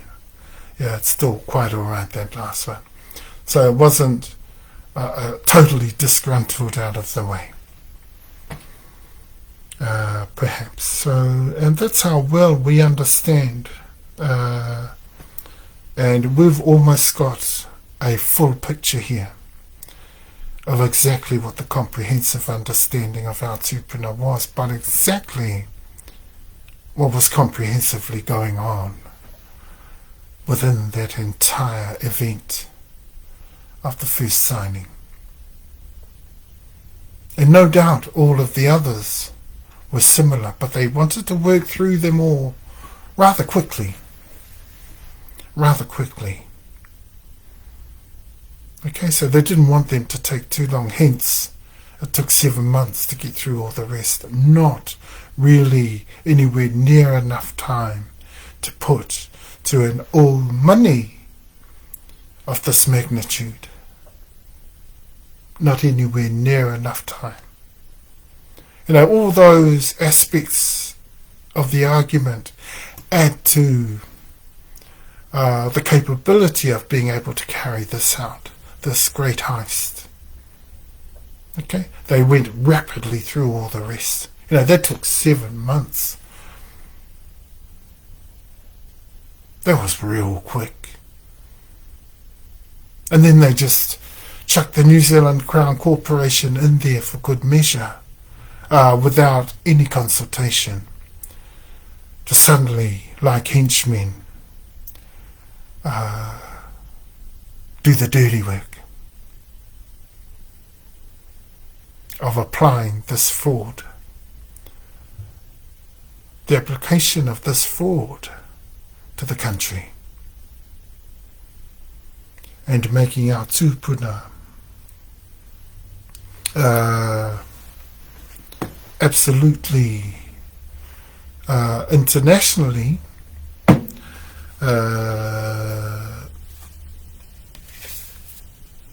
be mistakenly thought of internationally as the villain in the country all of a sudden.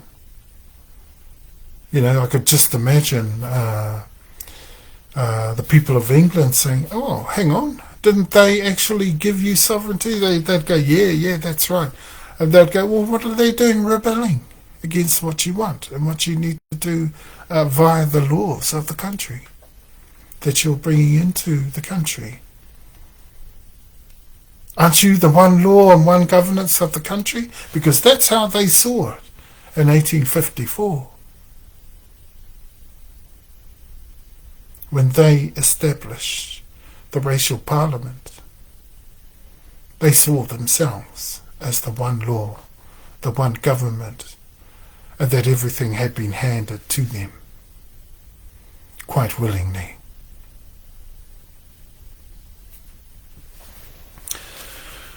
Okay, so just to wrap up, it's been a long kōrero, but it's been a very worthwhile kōrero, and we wanted to do that on purpose. We wanted to give you all the layers of the kōrero for today. We've got a lot more for you, but in 4 weeks' time. So it's quite a while before we get back to talk TeTiriti. And we've got a lot more at Tatama. We've got a whole lot more to go yet. And this should take about, for TeTiriti, and by the inclusion of he whakaputanga and the full inclusion of the entire of the background to everything before we go back into TeTiriti, to that very event where the first signing took place, back into February 6, 1840, where we do one last blast of the translation of TeTiriti, done properly, done professionally, done by the native speakers of this reo. Those whose reo it is that could not be matched in terms of translating, the capabilities of us translating this document, therefore, is far greater than anybody else in the country. Ba any native speaker of Tahumaakaakanuimatua ReoHapuIwi, ReoHapuIwi, MaakeiiKouMei. Okay? So here's what we have. We have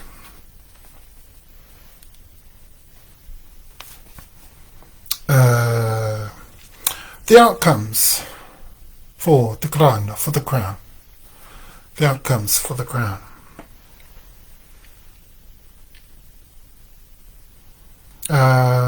Obviously,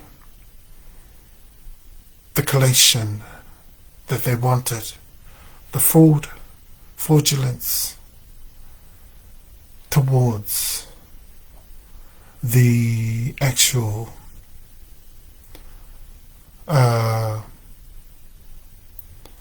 full pulling off of the greatest heist that this country has ever seen. Okay? That's the first thing that the Crown achieved.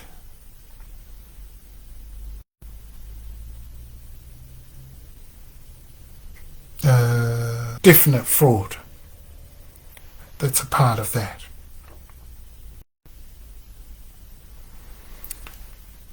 Division. I mean, quite clearly, when you look at when all is said and done, and they come out with the conundrum, and they've suddenly manipulated everything into te rangatiratanga and fraudulently forgotten about literal translation of the nuance and any linguistic importance to any aspect or concept or context and what this reo and these words convey to us in TeTiriti. Okay, they've suddenly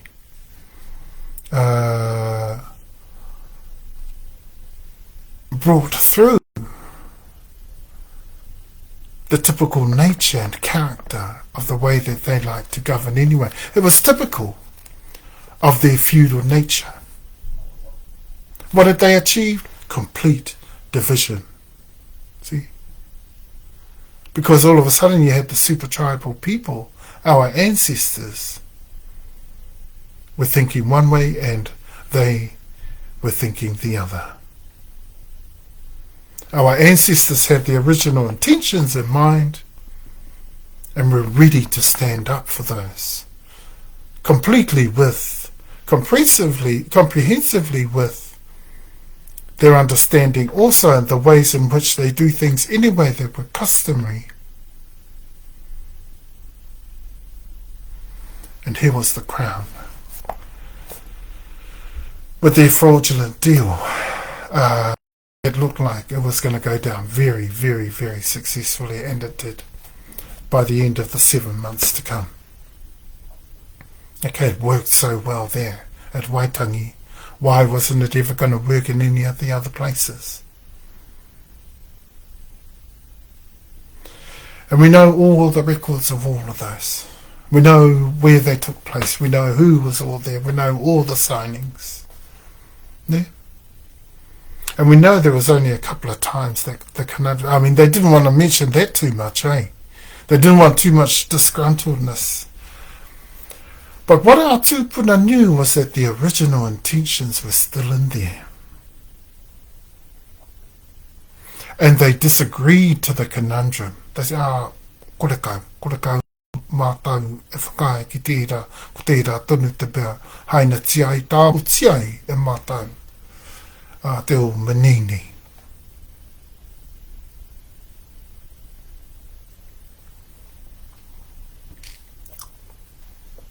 Okay? That would never be a reason that we would signate this MagnaCarta.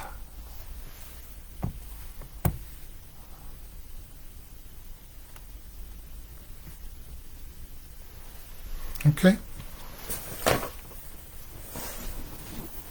And,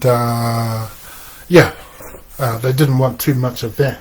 Too much of the disgruntled nature sometimes of our tupuna. They didn't want that to get too great. It got even worse in later years, in the early 1840s, when they ReoHapuIwi, I'm just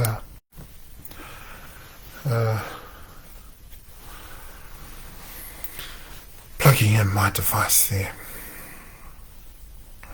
Okay, so they had achieved their separatist way of actually divide and rule. One of their feudal ways of doing things. They applied it right there. Okay, can you see that? Can you see that real clearly?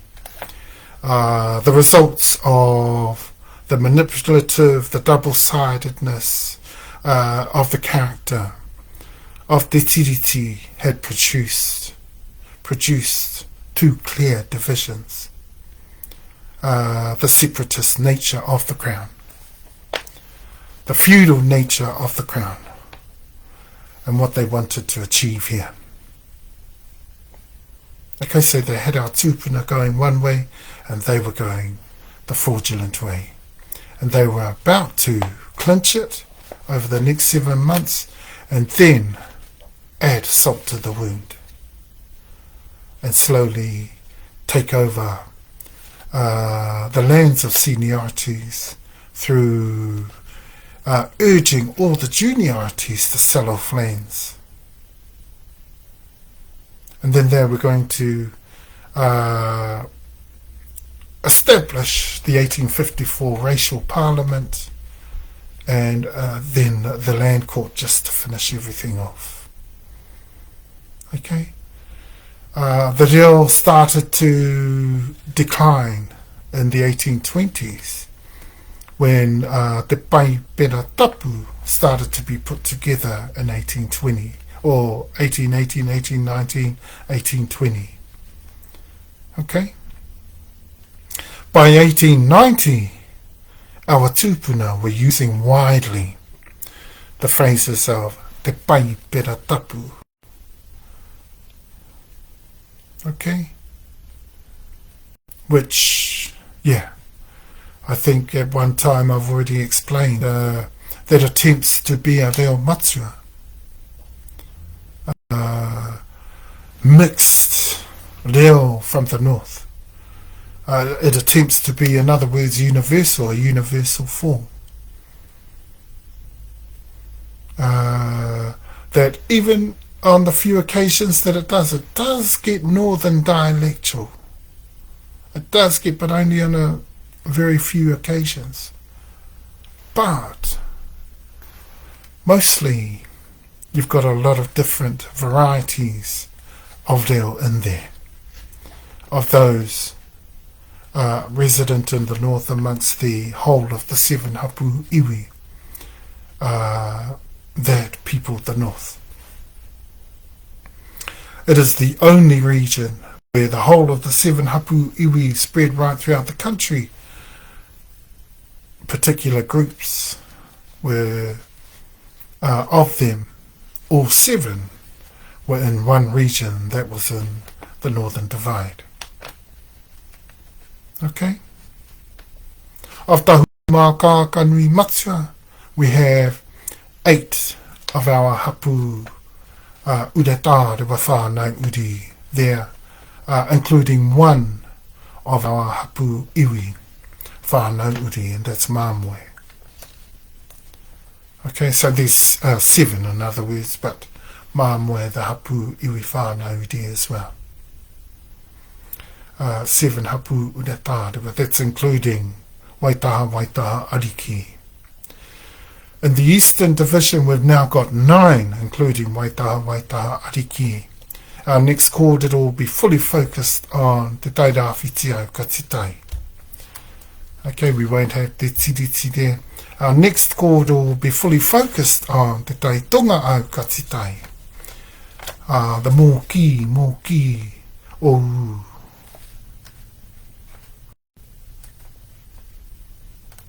And in the o there, komau.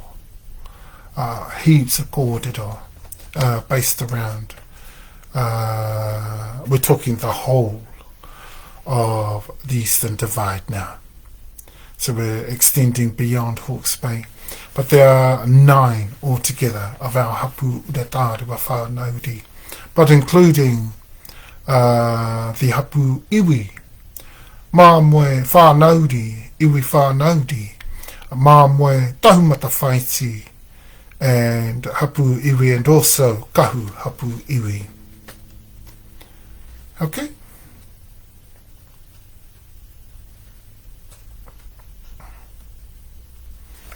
Okay?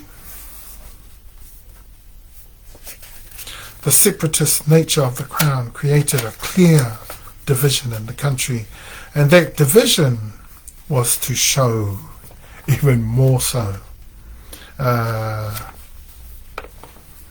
as we went along the way over the years, right up to 1854 when they established the racial parliament, and then 1858 when the first sort of land wars began and we started defending our lands. So you can see why we were so rebellious. The original intentions of TeTiriti, the fact that laws were going against us and weren't aligning with the original intentions. Okay? And that everything that was being enforced was illegal. Just like the fraudulent nature of TeTiriti. Though a document accepted by contra preferentum international law as the lawful document in this treaty, absolutely, positively, we're positively sure about its fraudulent nature.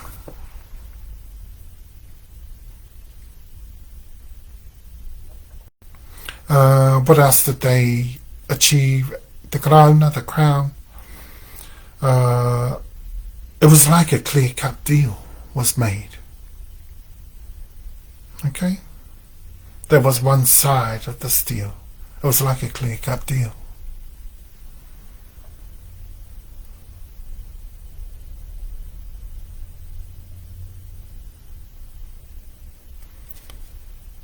One law and one government could be impressed on the country on one side. Okay? And that was after the fraud was done. After the fraud was made, that one side could be impressed on the country. And so they applied this fraudulent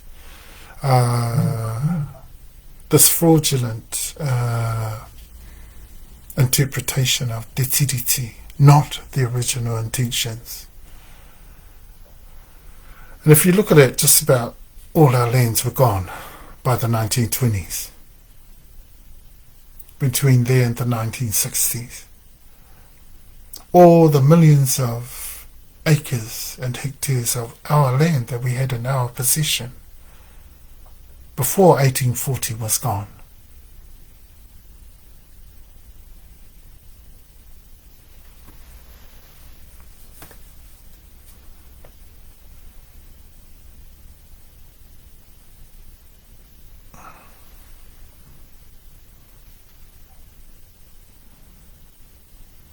The Crown achieved internationally the ability, the capabilities of governing over the country, one law, one government, and looked as if they were able to look as if acting legally. Okay? Okay, they also achieved that. And I put for the last achievement, but not.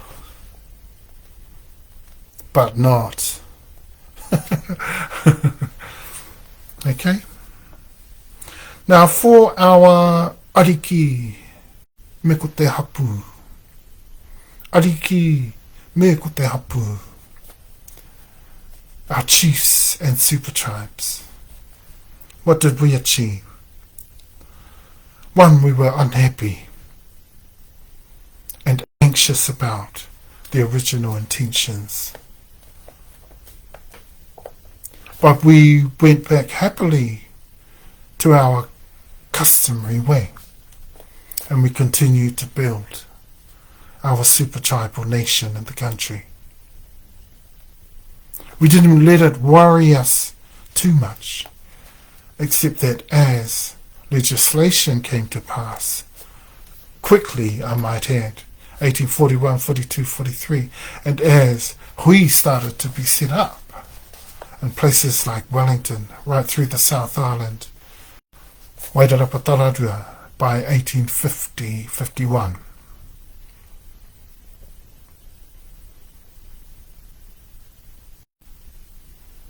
And that was after the Crown trying to jostle, trying to hustle to get access to land purchase, which would have been non-customary. Non-customary land purchase to our tūpuna was not acceptable, and we stood up against that over 13 years in Wairarapa, almost going to all-out war over 13 years. I mean, we've almost had that here over 15 years. 15, 16 now it's going on. But this is with the brainwashed that we've got left over from all of this. Whereas we are those who are far better of all of the tūturu knowledge and far more established upon all of those things.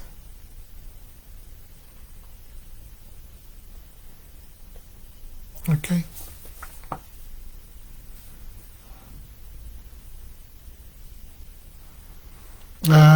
Even over the next 7 months, secondly, the achievement is a lot more anxiousness, a lot more anxiety, a lot more unhappiness, unsurety about whether in actual fact the original intentions were going to be on it. It certainly seemed like there might be over the next 7 months. Laws didn't always apply to that. They didn't align to that. Okay? See all the layers there, mate. This is definite fraud. It's fraud we're talking about here. And a heist of unbelievable proportions. This heist has been going for the last 2 centuries. So it's time, as a country, we knocked it on the head. Okay? That's what we think anyway. It's high time we knocked it all on the head.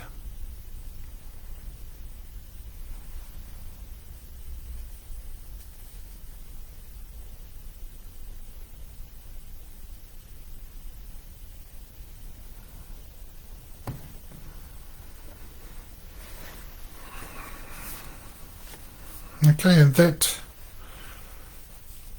apart from what's promised in any of the intentions left over, even in the fraudulent side of the treaty, the last of the achievements of our super tribal people, our ariki and me ko te hapu,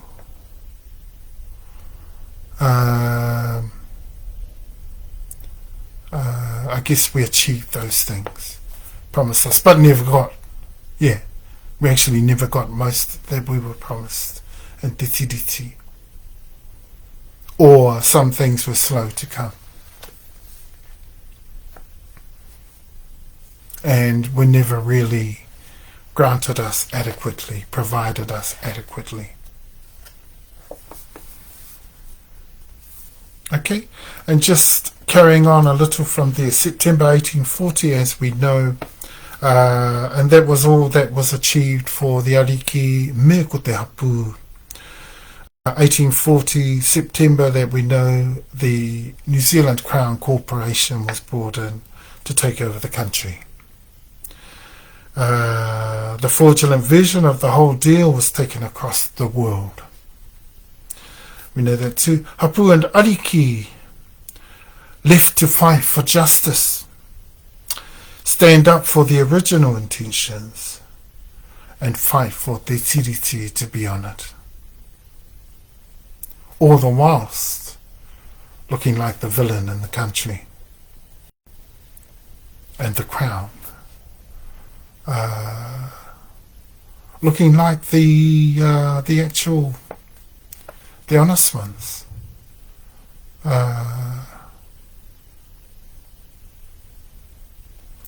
Straight, clear-cut deal people. Honourable people. Okay?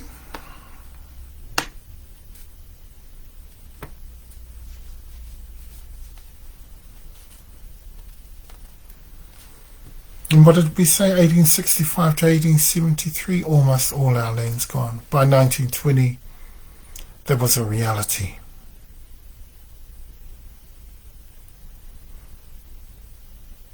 (1920 to 1960), there was a reality.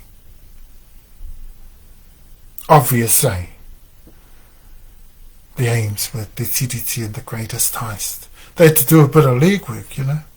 A bit of elbow grease there to lose that, hey? But they still achieved it. A huge heist.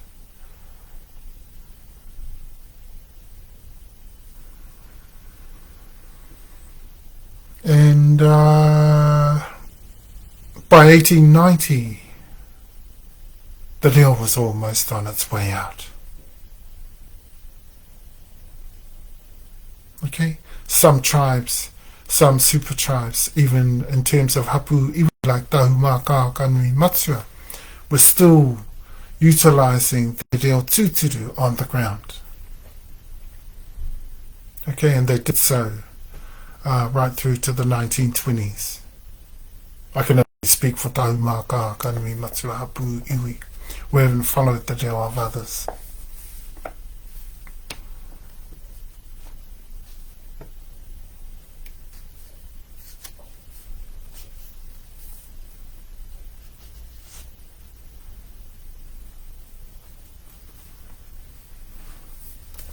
Okay, and then in 1854, the beginning of the end, the racial parliament of our country, the very first parliament, where everything that came out of there just destroyed our whole society. And why would we do that? Why would we willingly hand over sovereignty so that all these things can happen? Just for us to stand up and rebel against it. I mean, what a silly thing to do. You know, when you look at the realities of exactly what's happened, and you look at the in-depth translation that we've produced for you, and the evidence that culminates in the whole of what we have here, we're pretty sure that you'd also be sure by now that exactly what we have here is the greatest heist in this country's history. Okay, and that's exactly what we have here. We're going to look forward to our next bulletin, our next session on the kōrero around TeTiriti. Our next look at TeTiriti and a lot more on the fraudulent nature of this document. That's in Wairarapatara in 4 weeks. In the Northern Division, in the Western Division, and in the Northern Division, the week after, we'll start to broaden and start to get into translating the preamble. Okay? And we're going to have about 10 to 12 weeks altogether of study around, of kōrero around, of analysis around the whole of the character, the entirety of the nature, which is obviously fraudulent, of TeTiriti. Okay, this is not just about one little conundrum. This is about an entire document. Yeah. Let's not think that one little conundrum changes everything and that we all willingly hand over sovereignty. Pai te he tēnā. Okay, but we've got one sure one in there, and that is the illegal lack of literal translation of the nuance in Article 1. Okay? But when we add the character and nature of the whole of the document into the whole of this argument, you've got an absolute heist waiting to happen. Possible. It was all possible. It was all potential by then. And then they did the groundwork.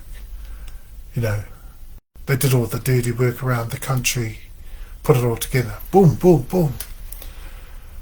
They could make millions and billions out of the lands of the country by then.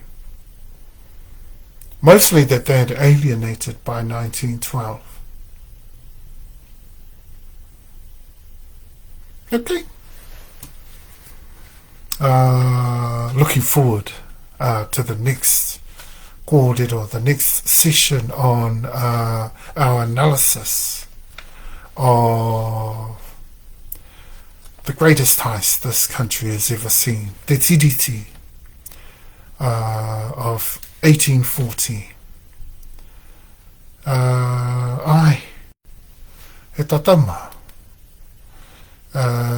We need to pay particular attention to these details. In-depth details, the layers of evidence, the character, the nature, the whole bang lot, because it all collates into fraud and the ability to carry out and pull off the greatest heist in our history. No reira e Tahumaakaakanuimatua hoki tēnā ki te niwa. Kanui tonu hoki tēnā ki te niwa. I nei ngā kōrero, i ngā wā ōmua, he muna, he takoto huna tonu, he ManaTapu tonu. Miki, ki roto ki a Tahumaakaakanuimatua hapu iwi tonu. Te aua hapu iwi tonu. Mō ai hapu iwi tonu. A kā mutu, ka tae tonu hoki.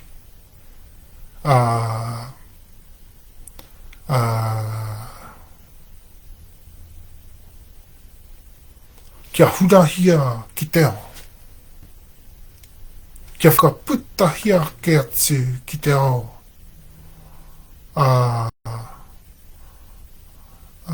Whakamāramarama mai nei ki te ao. Ko rera whakatara ki takina. A ke atu anoho ki te ao.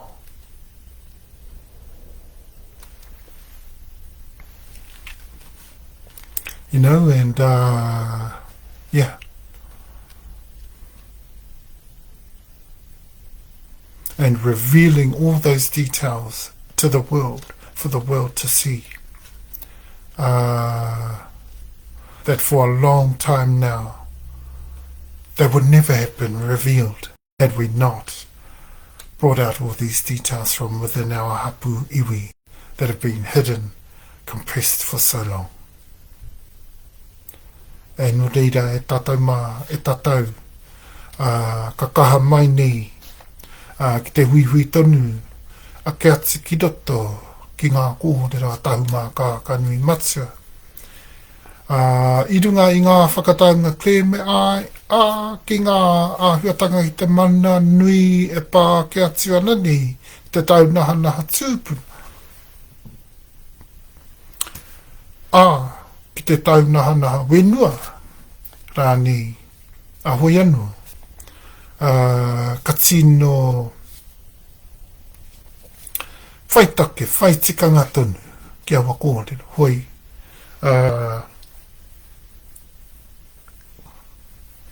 hāngai tonu hoki roto te TeTaiTokerau AukatiTai. Ki ngā āhuatanga ki waitangi ki Tahumaakaakanuimatua. Tahumaakaakanuimatua tonu rā. Te tāmoko hiatu o TeTiriti. Aputatu anō hoki ki roto ki tēnei wā tonu nei. Ki tō tātai mātau nā te tiro noa ke atu ki TeTiriti, ki te OuMaanei. Tēnei wā tonu nei, e pā. E tō mātau matua nui i te rangi. Yehoia. Yeah. Thank you so much, Lord. Thank you so much, Father, that you've even helped us and supported us. You've even encouraged us to bring forward all of the details, all of the layers of the evidence, all of the layers of the kōrero that collate into and collect for us, collectively, all of the evidence of exactly what went on over that time. The whole of the fraudulent nature and character of TeTiriti, you were there, you saw it all. The whole of the heist and the culmination of that was all able to take place gradually, but it was still taking place. And Father Lord, you saw the nature of that, the criminal mindedness in it, the corruption that went down right through. Where in the case of all of that corrupted nature going into the actions that were to follow, slowly but surely the heist took place. And all of a sudden the Karauna had taken possession of our country illegally. Father Lord, you saw all of that. And you've remained with us. Why, Lord? Why? Because even though in those days still we were struggling to follow you, most of our people were still struggling in those times.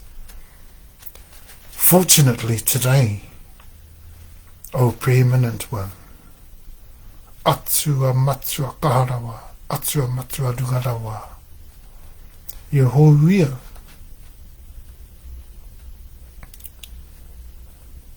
Tu au riuri wha ioio, Atua ngātua tapu o ngā tapu. O Preeminent One, in other words, the two ākana, because you were the first of our atua among the Kushites, the first ever of our ancient gods. We have turned back to you now. Ka hore o mātou tahuri, ka hore o mātou keke, ka hore o mātou. Just, I guess, a lot of unsurety and a lot of mixed feelings and thoughts amongst our people, Father Lord, in Jesus' name. Yehoia, This is a time where a lot of our people are starting to take on their tūturutanga more. So to have things come back through your word and the reconnection with our ancient beginnings, and also with you, the first of our atuatua. And even though, Almighty Lord, that over times our ancient seniorities, even they went into pantheons, they went into deities, even Baal, they went into Baal. We talk about Baal being the most occult of them all, from ancient times. Father Lord, look, fortunately,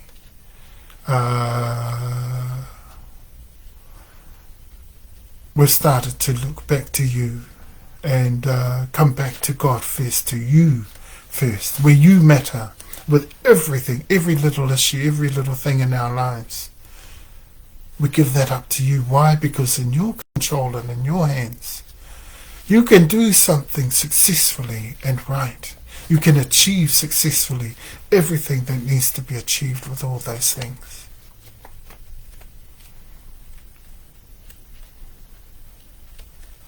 Just like how we've committed TeTiriti and the outcomes of our kōrero and TeTiriti to your hands.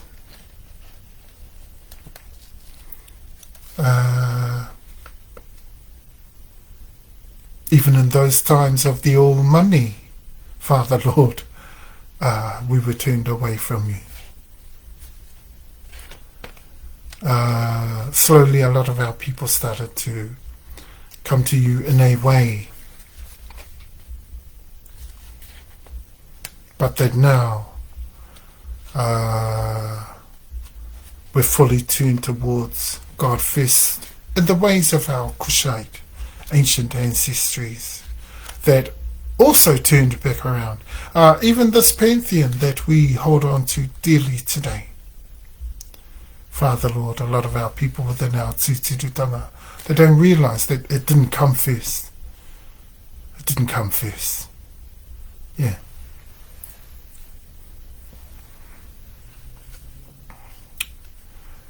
And so a lot of our people are just learning these things. So please help us. Please strengthen us to succeed in your way, to succeed through your law, through your culture, through your way of seeing and doing things, Father Lord. ReoHapuIwi, in Jesus' mighty name. Help us to understand these things through your eyes, not through our own, because we have a lack of understanding and knowledge and wisdom on most things, but through yours, because you have all the knowledge, all the understanding, and you have remained with our ancient ancestors, and now we're back with you. Now we've reconnected with all of them and you. So we have, with your seniority, authority over all things now too, once again, too, as well.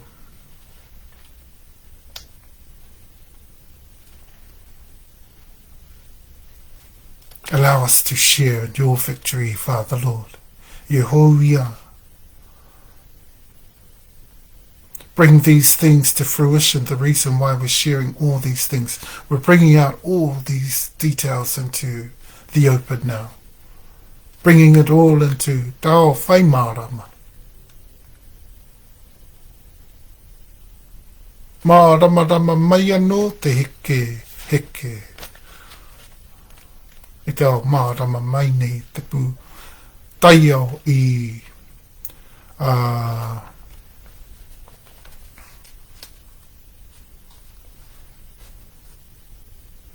ki te taiao marama e kōrero nei. Everything is being revealed into the world of light. Regardless of the HapuIwi nature, the ManaTapu nature of some of these things. Help our people also, our other HapuIwi out there and Hapu Uretarua whānauri and uri whānauri, to have more respect for our taonga tiku iho, dear Lord. And to treat them right, because these are ManaTapu taonga. They're not taonga that you're actually allowed by right. You can't have this by right unless you acquire it. Okay? That takes time. That takes up to 3 generations of time. For those of you that are not native. And most, of those like the tribes of the Kahunu and Langitani, in fact, all of them we can say are not native indigenous to the country, and so do not have that quality of native reo, etc., etc. There are some of those from outside the iwi who might be native. Outside of those tribes that might be native. But all of those within those tribes, they need to be taught, Lord, and helped to understand a bit better that we need far more respect for these types of taonga. But in Jesus' name, we utilize them in order to bring everything to light. It's been a nice kōrero today, but a very long one too. So I'm going to close off now, Father, Lord, and just say thank you. And share with us your victory, Lord, in all these things. And take them all to where you would like to see them concluded. Apart from what we're aiming for in terms of the justice thing, in terms of, the other 97% that we want back, that is rightfully owed us by the Crown. Help us to get all of that, but also help us, Father, Lord, ReoHapuIwi, to achieve justice right across for all. In Jesus' mighty name, in Jesus' conquering name, and in Jesus' saving name, the name of the Christ Jesus. Amen. Ka piti hono ka tātai hono, ku rātau mā te mate huki. Whakanui ake atu te ngākau kia rātau. Te mate o rātau, I roto I a rātau ki ngā wā, ki TeTiriti e whawhai, ra wā ke atu ana e rātau te whawhai. Me te pakanga, I te manatika, kia tau tonu ai ki te mochi. Kia u tonu ai ki te mochi. Ai tā roto anō I ngā kupu a te OuMaanei. Kia u tonu. Mai wake atu tonu ki roto. Mai wake atu tonu ki roto. Ki ngā kau o rātau. Pakanga hoki rātau. Pakanga tonu rātau. Ahoi. Mate atu tonu. No reira haere koutou. Haere koutou.